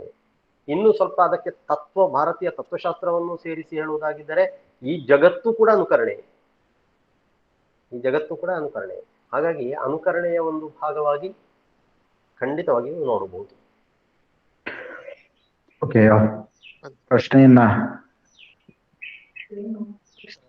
ಇನ್ನು ಏನಾದ್ರು ಹೇಳೋದಿದೆಯಾ? ಹಲೋ, ನಮಸ್ತೆ ಸರ್. ಒಂದು ನಿಮಿಷ. ರಾಧಾಕೃಷ್ಣ ಸರ್, ನಮಸ್ತೆ. ನಮಸ್ತೆ ನಮಸ್ತೆ ಸರ್. ನಮಸ್ತೆ ಸರ್, ನನ್ನ ಹೆಸರು ಮೋಹನ್ ಅಂತ ಹೇಳಿ ದಾವಣಗೆರೆಯಿಂದ ಮಾತಾಡ್ತಿರೋದು. ಸರಿ ಸರ್. ಸರ್, ನಾವು ಇಲ್ಲಿ ತನಕ ನಿಮ್ಮ ಉಪನ್ಯಾಸನ ದೀರ್ಘವಾಗಿ ಕೇಳಿದ್ವಿ. ಸೊ ನಿಮ್ಮ ಈ ಒಳನೋಟಗಳು ಏನಿದಾವೆ, ನಮ್ಗೆ ಅದು ಪ್ರಶ್ನೆ ಅಂತ ಅಲ್ಲ, ನಾನು ಕೇಳ್ತಿರೋದು ನಿಮ್ಮ ಈ ಒಳನೋಟಗಳು ಬಹಳ ಅತ್ಯದ್ಭುತವಾದಂತ ರೀತಿಲಿ ಇದ್ವು. ನಮ್ಗೆ ನಾವು ಈ ತನಕ ಓದ್ಕೊಂಡಿರುವಂತ ಈ ಕಾವ್ಯಗಳು ಏನಿದಾವೆ, ಆ ಕಾವ್ಯಗಳನ್ನ ಒಂದು ವಿಭಿನ್ನವಾದ ರೀತಿಯಲ್ಲಿ ನೋಡ್ಬೋದು. ಅದರ ಏನು ದ್ವಂದ್ವಗಳಿದಾವೆ ಅಥವಾ ಎರಡು ಇದಾವೆ ಅಂತ ಹೇಳ್ತಾ ಬಂದ್ರಿ. ಆ ಎರಡರ ನೋಟ ಇದೆಯಲ್ಲ, ಬಹಳ ಅತ್ಯದ್ಭುತವಾಗಿತ್ತು ಸರ್. ಆಮೇಲೆ ಮೇಲಾಗಿ ನೀವು ಅದನ್ನ ಈಗ ಧನಂಜಯ ಸರ್ ಪ್ರಶ್ನೆ ಆದ ನಂತರದಲ್ಲಿ ನೀವು ಹೇಳ್ತಿದ್ರಿ ಪ್ರಾಥಮಿಕ ಹಂತದಲ್ಲಿ ಅಥವಾ ನಾವು ಏನು ಉರುವಡ್ತಾ ಬಂದ್ವಿ, ಸೊ ಒಂದು ಡಿಗ್ರಿ ಹಂತ ತನಕ ಸಾಹಿತ್ಯವನ್ನ ಅರ್ಥೈಸಿಕೊಂಡು. ಒಂದು ನಿಮಿಷ, ಪ್ರಶ್ನೆಗಳು ಏನಾದ್ರು ಇದ್ರೆ ಕೇಳಿ ದಯವಿಟ್ಟು, ಯಾಕಂದ್ರೆ ಈಗಾಗಲೇ 1.5 ಗಂಟೆ ಆಗಿರೋದ್ರಿಂದ ಪ್ರಶ್ನೆಗಳಿಗೆ ಮಾತ್ರ ಅವಕಾಶ ಇದೆ. ನಾನು ಮತ್ತೆ ಸ್ಪೆಸಿಫಿಕ್ ಆಗಿ ಹೇಳ್ತೀನಿ, ಪ್ರಶ್ನೆಗಳು ಮಾತ್ರ ಬರಲಿ. Okay sir, thank you sir. Sir, ನಿಮ್ಮ ಉಪನ್ಯಾಸ ತುಂಬಾ ಚೆನ್ನಾಗಿತ್ತು ಸರ್. ಈ ತರದ ಉಪನ್ಯಾಸಗಳು ಇನ್ನೊಂದಷ್ಟು ವಿಷಯಗಳು ಬರಲಿ sir. Thank you sir, thank you very much. ಕ್ಷಮೆ ಇರಲಿ.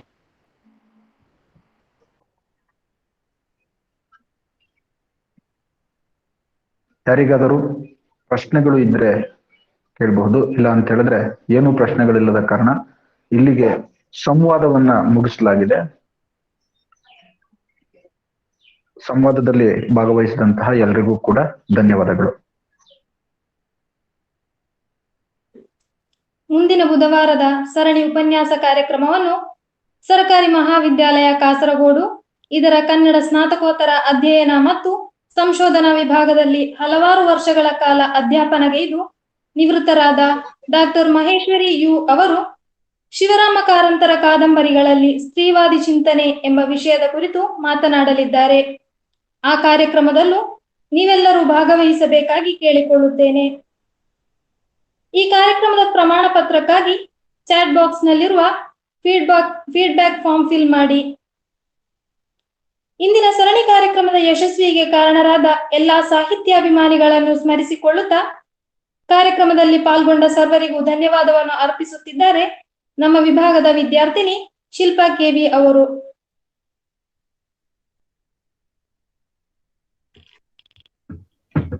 ಎಲ್ಲರಿಗೂ ಶುಭ ಸಂಜೆಯ ನಮನಗಳು.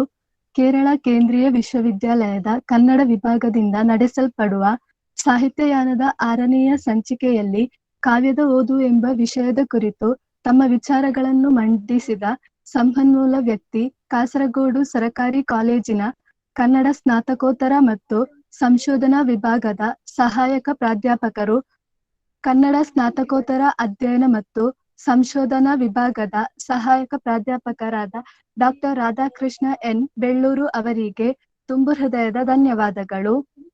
ಅದೇ ರೀತಿ ಇಂದಿನ ಕಾರ್ಯಕ್ರಮದಲ್ಲಿ ಮುಖ್ಯ ಅತಿಥಿಗಳಾಗಿ ಭಾಗವಹಿಸಿ ಕಾರ್ಯಕ್ರಮಕ್ಕೆ ಶುಭ ಹಾರೈಸಿದ ಕೇರಳ ಕೇಂದ್ರೀಯ ವಿಶ್ವವಿದ್ಯಾಲಯದ ಇಂಗ್ಲಿಷ್ ಮತ್ತು ತೌಲನಿಕ ಸಾಹಿತ್ಯ ವಿಭಾಗದ ಸಹ ಪ್ರಾಧ್ಯಾಪಕರು ಡಾಕ್ಟರ್ ಜೋಸೆಫ್ ಕೋಯಿಪಳ್ಳಿ ಜೋಸೆಫ್ ಅವರಿಗೂ ತುಂಬು ಹೃದಯದ ಧನ್ಯವಾದಗಳು.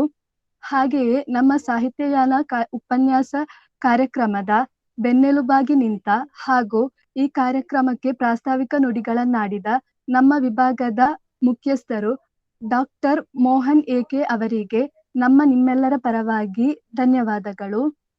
ಈ ಕಾರ್ಯಕ್ರಮದಲ್ಲಿ ಸ್ವಾಗತವನ್ನು ಅರ್ಪಿಸಿದ ನಮ್ಮ ವಿಭಾಗದ ಪ್ರಥಮ ಸ್ನಾತಕೋತ್ತರ ವಿದ್ಯಾರ್ಥಿ ಸ್ವಾತಿ ಎನ್ ಹಾಗೂ ನಿರೂಪಣೆ ಮಾಡಿದ ನಿವೇದಿತಾ ಕುಮಾರಿ ಅವರಿಗೂ ಧನ್ಯವಾದಗಳು.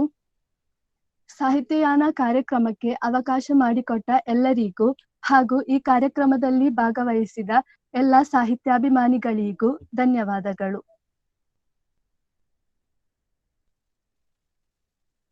ಈ ಸಂಜೆಯ ಸುಂದರ ಕ್ಷಣಗಳನ್ನು ನಮ್ಮೊಂದಿಗೆ ಕಳೆದ ಎಲ್ಲ ಕನ್ನಡ ಪ್ರೇಮಿಗಳಿಗೆ ಅನಂತ ಧನ್ಯವಾದಗಳು. ಇನ್ನು ನಿಮ್ಮ ಭೇಟಿ ಮುಂದಿನ ಬುಧವಾರ. ಅಲ್ಲಿಯವರೆಗೆ ನಗು ನಗುತ್ತಾ ಇರಿ. ಸಿರಿಗನ್ನಡಂ ಗೆಲ್ಗೆ, ಸಿರಿಗನ್ನಡಂ ಬಾಳ್ಗೆ.